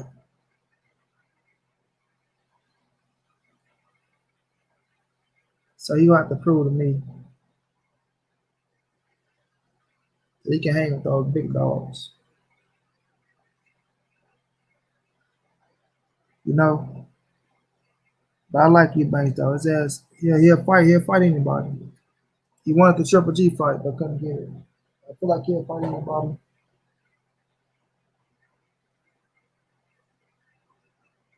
Batman say, go support our own. Hell yeah, bro. Hell yeah. They both could get early stoppages. Some people are praying for them both to lose.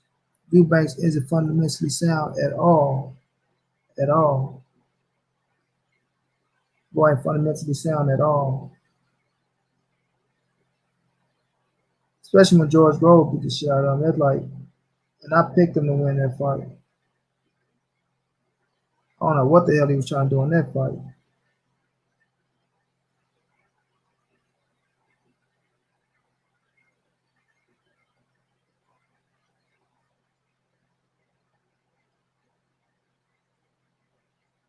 You know what the hell he was trying to do in that fight. But yeah, though, man, Mel and Rosario gonna be one hell of a fight, bro. Gonna be one hell of a fight. Them boys gonna bang it out. They gonna bang it out, you know. But like I say, man, I got both of them boys winning tomorrow. Both of them boys winning tomorrow. Feel me? You know. And I'm gonna touch on this, man. Why I got Batman in here? Because I wasn't gonna touch it, and I told Key I wasn't gonna touch, but the Gary Russell and the Devin Haney situation, right? Everybody say they support Devin Haney. Everybody say they support Gary Russell. You know, early on in the LDBC, everybody was moving with both fighters and shit. It was a beautiful thing we was looking at, right? Something beautiful. You know, you know, help making a big time fight like this happen. You know what I mean? Two of our own brothers, you know, and everybody was on board and they was loving the shit. They was loving it. Before all this finger pointing and all this shit got to happen. You know, we having badass fights. Hell yeah, my brother Kane Palmer, badass fights. Badass fights. But as I sit back and I watch, this shit dividing motherfuckers worse than Bud Crawford and Earl Spence. I remember, I don't think you was around Batman around this time, bro, but you probably was watching it because that was a motherfucking concierge of boxing as well. But Earl Spence and Bud Crawford was divided, the brotherhood, and it wasn't in a bad negative light. You know what I'm saying? But half motherfuckers around with Bud, half motherfuckers around with Earl. Motherfucker was, picking their sides and giving they breakdowns of why they going with this fighter, that fighter. Now you had some cats with a little argument here and there trying to make some shit that it shouldn't have been. But when I'm looking at Devin and I'm looking at Gary, and when something happening or when Batman on somebody's platform, you hear motherfuckers in the chat, oh man, he lying, man. Gary don't want to do this, Gary don't want to do that. Man, Gary ass ain't this, Gary ain't that. He ain't trying to point out all the flaws and shit. And sometimes we see Bill Haney on the motherfucking chat. You see motherfuckers, Devin ass ain't did this, Devin ain't did that. Bill Diddy, Bill, your ass is this, that, and third.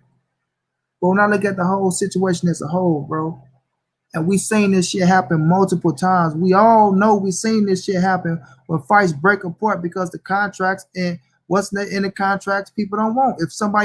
If Gary feel like something in the contract that he want in the contract and they can't put it in there, is Gary right to say, you know what? If the shit ain't right that I want, bro, I'm not fit to sign that shit. I don't want to fight.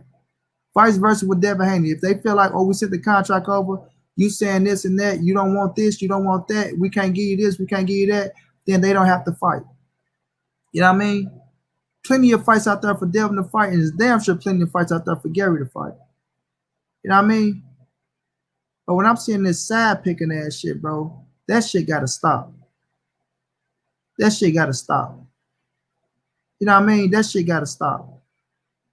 If motherfuckers say they go ride for Gary and we saying we want this brother to make money and this brother to make money, and we want them to do this, we want the best for both of them, well then root for both of them.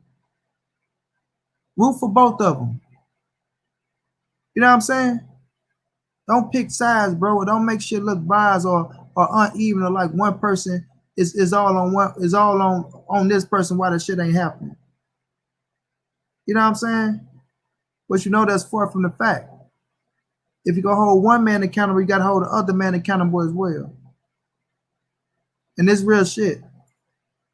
If you go hold one man accountable, hold the other man accountable as well. Because it all don't fall on one man. When we talking about a big ass fight like the magnitude of Gary Russell versus Devin Haney. You know what I'm saying? Everything that people saying ain't false, man. Everything that somebody's saying ain't a lie. You got to really listen to a motherfucker to understand what they saying. And if you never did this business shit before and you just now getting a glimpse of it or just seeing it, then you really need to sit back and watch what the fuck you say or watch what you do or watch, you know what I'm saying, how you move with the situation. Get all the facts before you speak on something. Get all the facts before you speak on something, especially in the age of the fucking internet. It ain't hard to fucking Google words and to look up some shit and understand what it means if you don't know what the meaning is. You know what I'm saying? It ain't hard to see about how some rules work and how this work and how that work to figure out if something was right or wrong on that motherfucker. Or if this person's telling the truth or that person's telling the truth. But all this motherfucking slandering that's going on and all this shit, that shit gotta stop, bro. That shit gotta stop.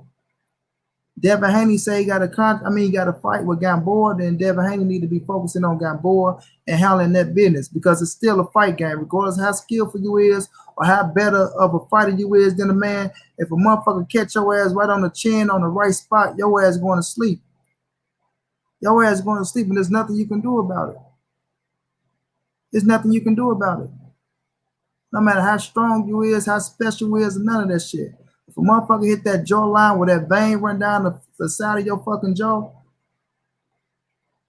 and that motherfucker go numb, then guess what? Your limbs go numb.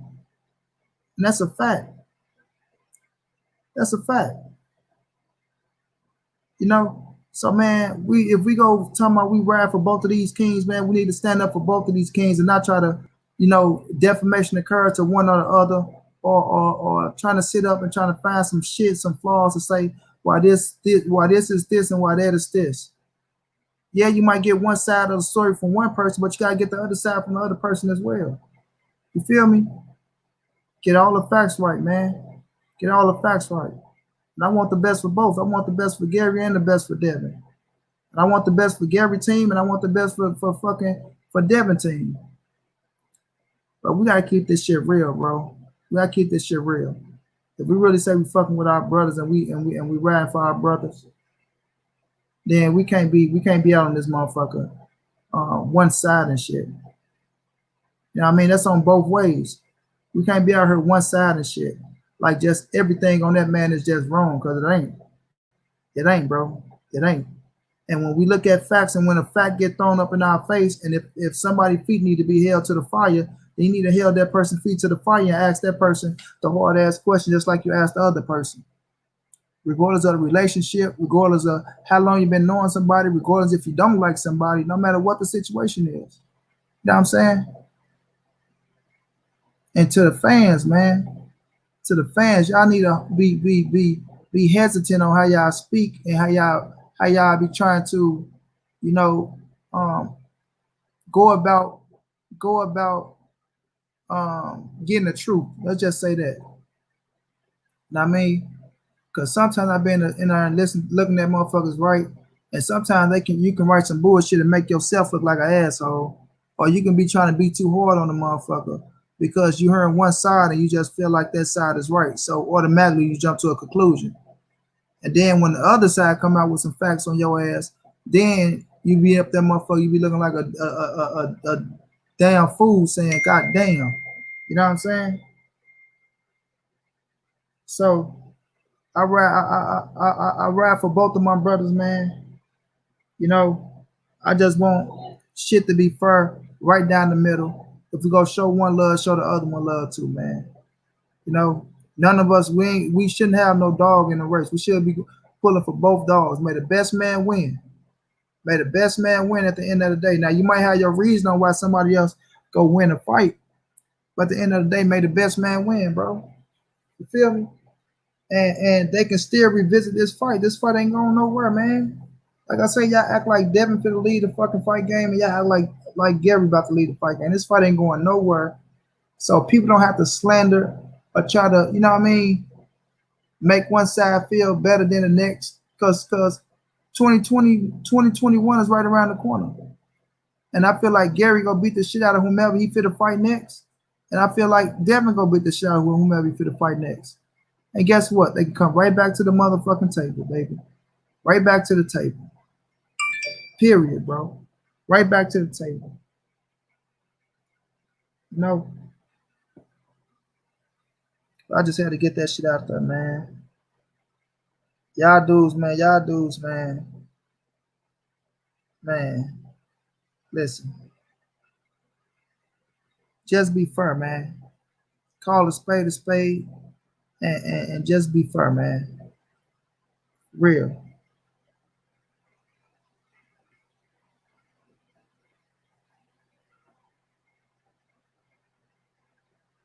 No, man, there were so many fools hating on the court and boxing in general during the live weigh-in, UFC this, UFC that. I was like, why? Oh, I ain't worrying about that UFC shit. That's gonna be what it's gonna be.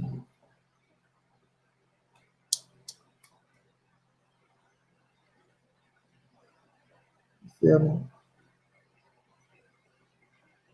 UFC do got a good little cord on though. I can't deny that.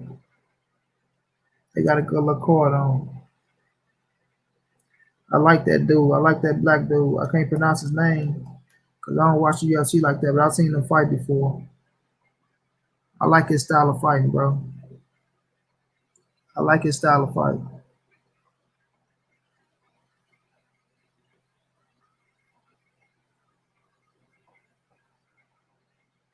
Rose and Billy Joe Saunders kind of had their way with Eubanks. He has improved, but he ain't it. You know. But yeah, we're gonna enjoy them fights tomorrow, man. We're gonna enjoy them fights. Hell of a fights. Hell of a fights. Top to bottom, bro. top to bottom. You go get your money worth. You know what I'm saying? You go get your money worth. And that's a fact. You know. Now, I want to listen to this Tank and Mike Tyson little interview and talk about this. Then I'm gonna get ready to wrap it up. But I damn sure want to touch on this.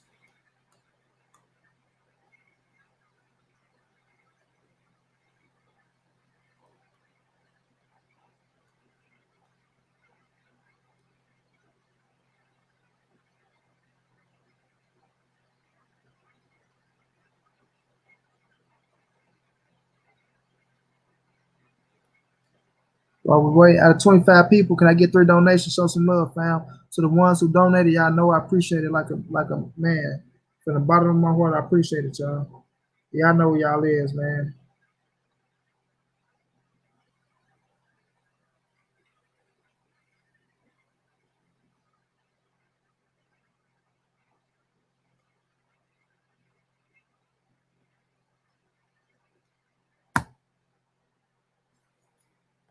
Touch on this. Let's touch on this because Tank and my man's coming up.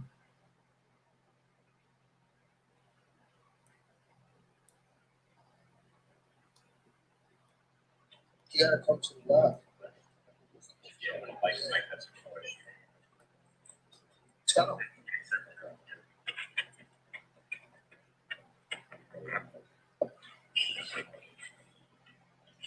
Man, stop it, dude. What up, y'all?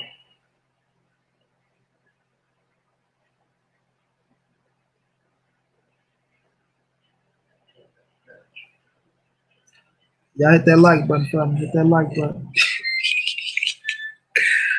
Yo.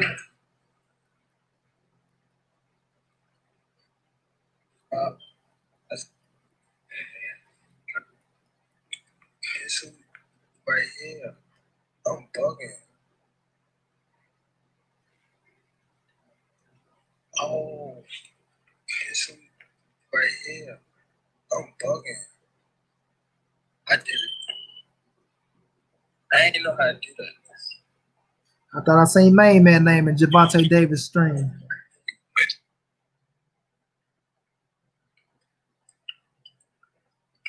What's going on? How you doing? What's going on, man? How did I get on your show? I'm good, man. Chilling before I go to.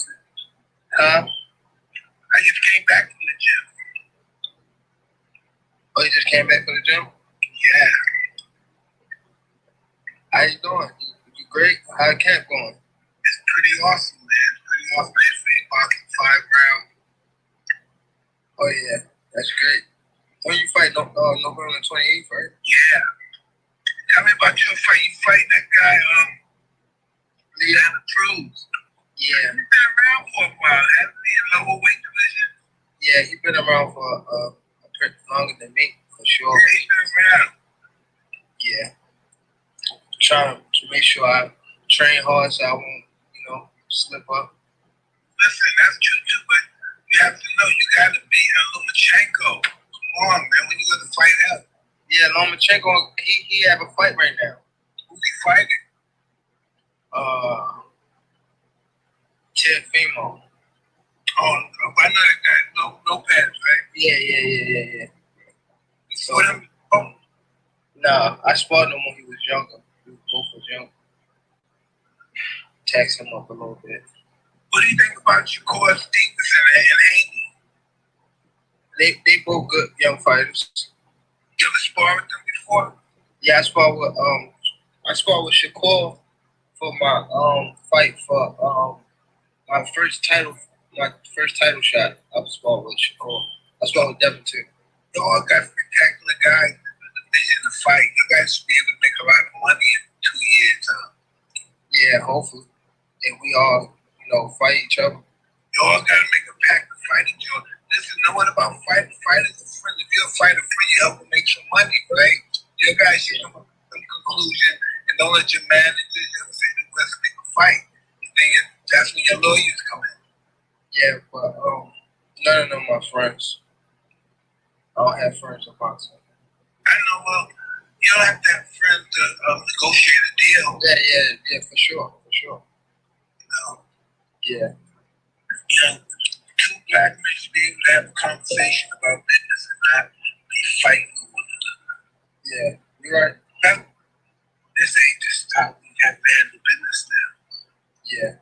We have to be civilized. Yeah. Yes, sir. Tell me about your fight. What's going on with your fight? My fight is pretty awesome. I'm looking forward to it. So since I posted out the fight, I got like 2.5 billion hits. Dang. That's gonna be pretty awesome. I'm gonna really be interested in helping a lot of people with this charity exploding. Yeah, that's great. That's great. Where y'all fighting at?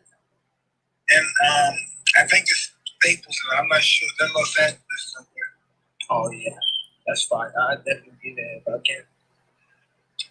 Thank you. So tell me, how do you feel about your life? How do you feel about you being you? I feel great. Just taking a day at a time.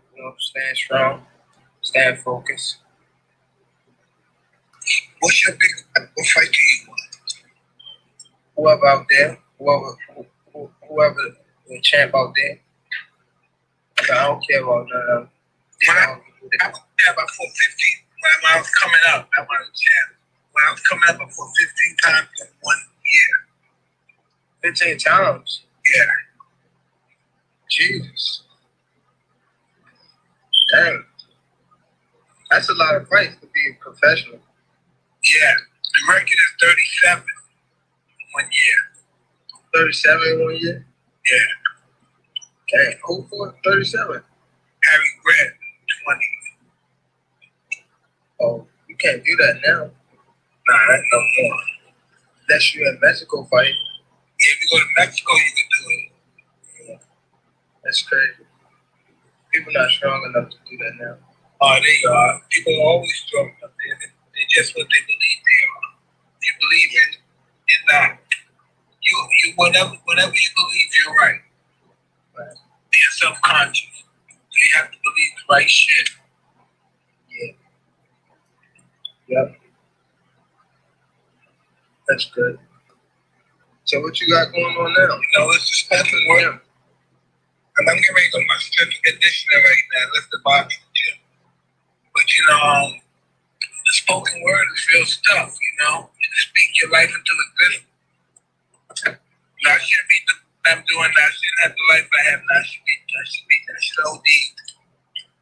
And I listen, 2.5 billion people want to see me. That's crazy.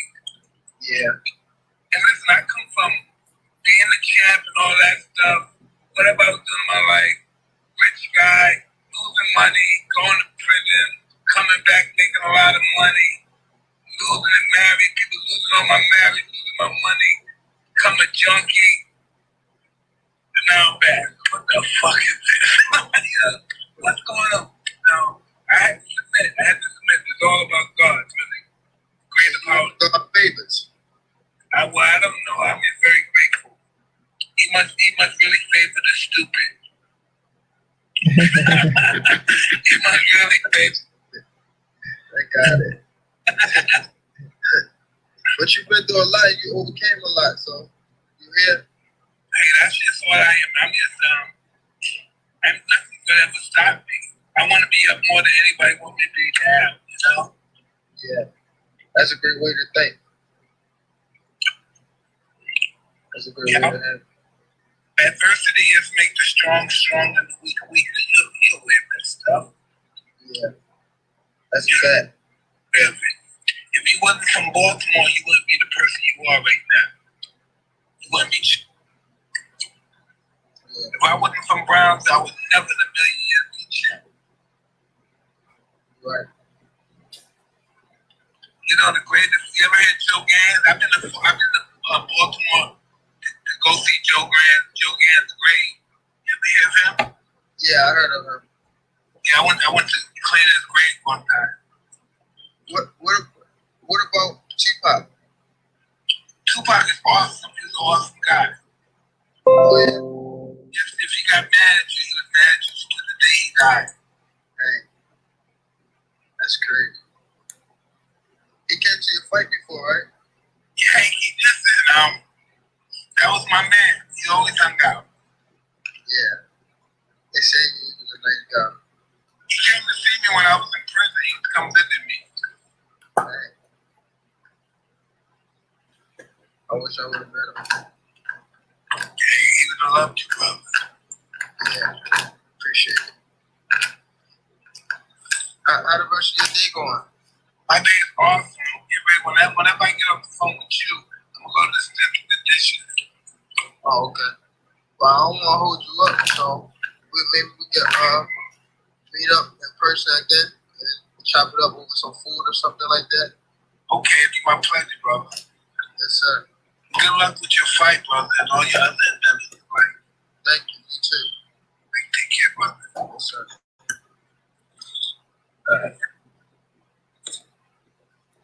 I'm getting me a Mike Tyson interview. I'm getting me a Mike Tyson. Listen, I want y'all to listen. I want y'all to listen good, man. Tyson one of the smartest motherfuckers to ever grace the boxing ring, right? You know, Tyson got a lot of knowledge. A lot of people say, "Oh, Mike Tyson talk like this, he talk like that." Oh, Mike Tyson done, man. Tyson got a lot of knowledge, bro. Tyson got a lot of fucking knowledge, bro. And man, that interview right there, it's gonna go over a lot of people's heads, yo. That interview gonna go over a lot of people's heads, bro. Tyson dropped a lot of jewels in that interview, man. I hope. And I was looking at Tank, he was listening.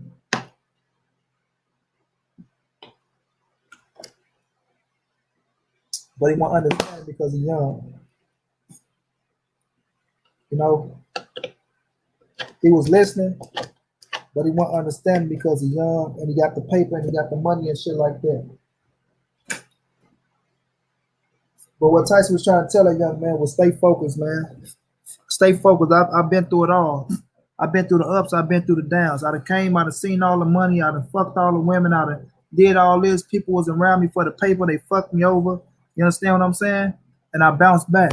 So it's nothing in life that you can't get through. But you got to stay focused and work on what you're doing and love yourself for you, man. You know what I'm saying? Love yourself for you. Tyson dropped a lot of knowledge in that motherfucking interview, bro. That was some big dog shit right there.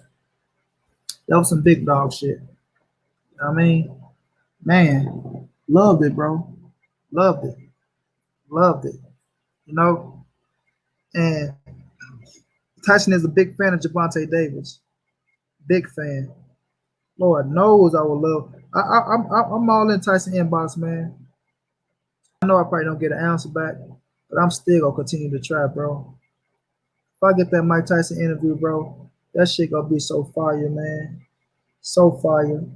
You know, Tank was a little not starstruck, but he was a little like, damn, nigga, this is Mike Tyson. I don't really know what to answer him. They say, you know, I know what's going on through his mind. I know what's going on through his mind, but he just don't know how to be mellow and let that shit flow. You know what I mean? But at the end of the day, man, Tyson is a great fucking individual. Very knowledgeable. Very, very, very knowledgeable, man. Very knowledgeable, man. You know what I'm saying? Especially on the boxing game. Especially on the boxing game, yo. Man. But you know, I thought that was the interview where Tank said something about you think Earl can beat Danny, but I'm gonna have to find that interview and see what he's talking about. You know what I'm saying? See what he's talking about. You know what I'm saying? But I respect that interview, man. I like that interview. Mike Tyson, man, a big fan. Tyson gonna knock Roy Jones the fuck out. Tyson is going to knock Roy Jones the fuck out. Understand what I'm saying? Knock him the fuck out. And I can't wait to see it. You know, I'm getting that Tyson and Roy Jones fight. I'm getting it. I'm getting it because I'm a big ass fan of Mike Tyson. They used to call me Baby Mike when I was little and shit. So I'm over there because I had a soft ass voice and man, I miss my pops. But look, man, Tyson is very knowledgeable, yo. Very knowledgeable. Man, I might have to go watch that interview again, bro. For real. But listen, y'all, I've been going for 2 hours, man. I appreciate y'all for riding with me, my brother Main, man. my brother Batman, my brother King Palmer, the ones who donated. Thank y'all so much, man. It's much appreciated, especially to the cause it's going to, man. I can't thank y'all enough, bro, from the bottom of my heart. Feel me? Everybody else who was in the building that showed love coming through, hitting that thumbs up for me, I appreciate y'all. You know, just keep rocking with me, man. We'll get to the top. We'll get through these hard fucking times, and we go. I'm still gonna continue to bring y'all the big interviews. Try to bring y'all the best people to this date. Trying to get all the top fighters. I'm working on their ass, you know, and we gonna make it happen, man. We gonna make it happen, fam. But I appreciate everybody, man. I appreciate everybody. You know, until then, it's your boy Monty. It's the NSBC moving. Ain't nobody safe in these streets. Hit them thumbs up, subscribe to the channel. If you want to donate, OG Money on Cash App, TreyHampton52@gmail.com on PayPal. If you can't donate, just tell a friend and tell a friend, hit the subscribe button, like, comment, share the video. And as always, family, big dog status, man. Y'all be safe out there, fam.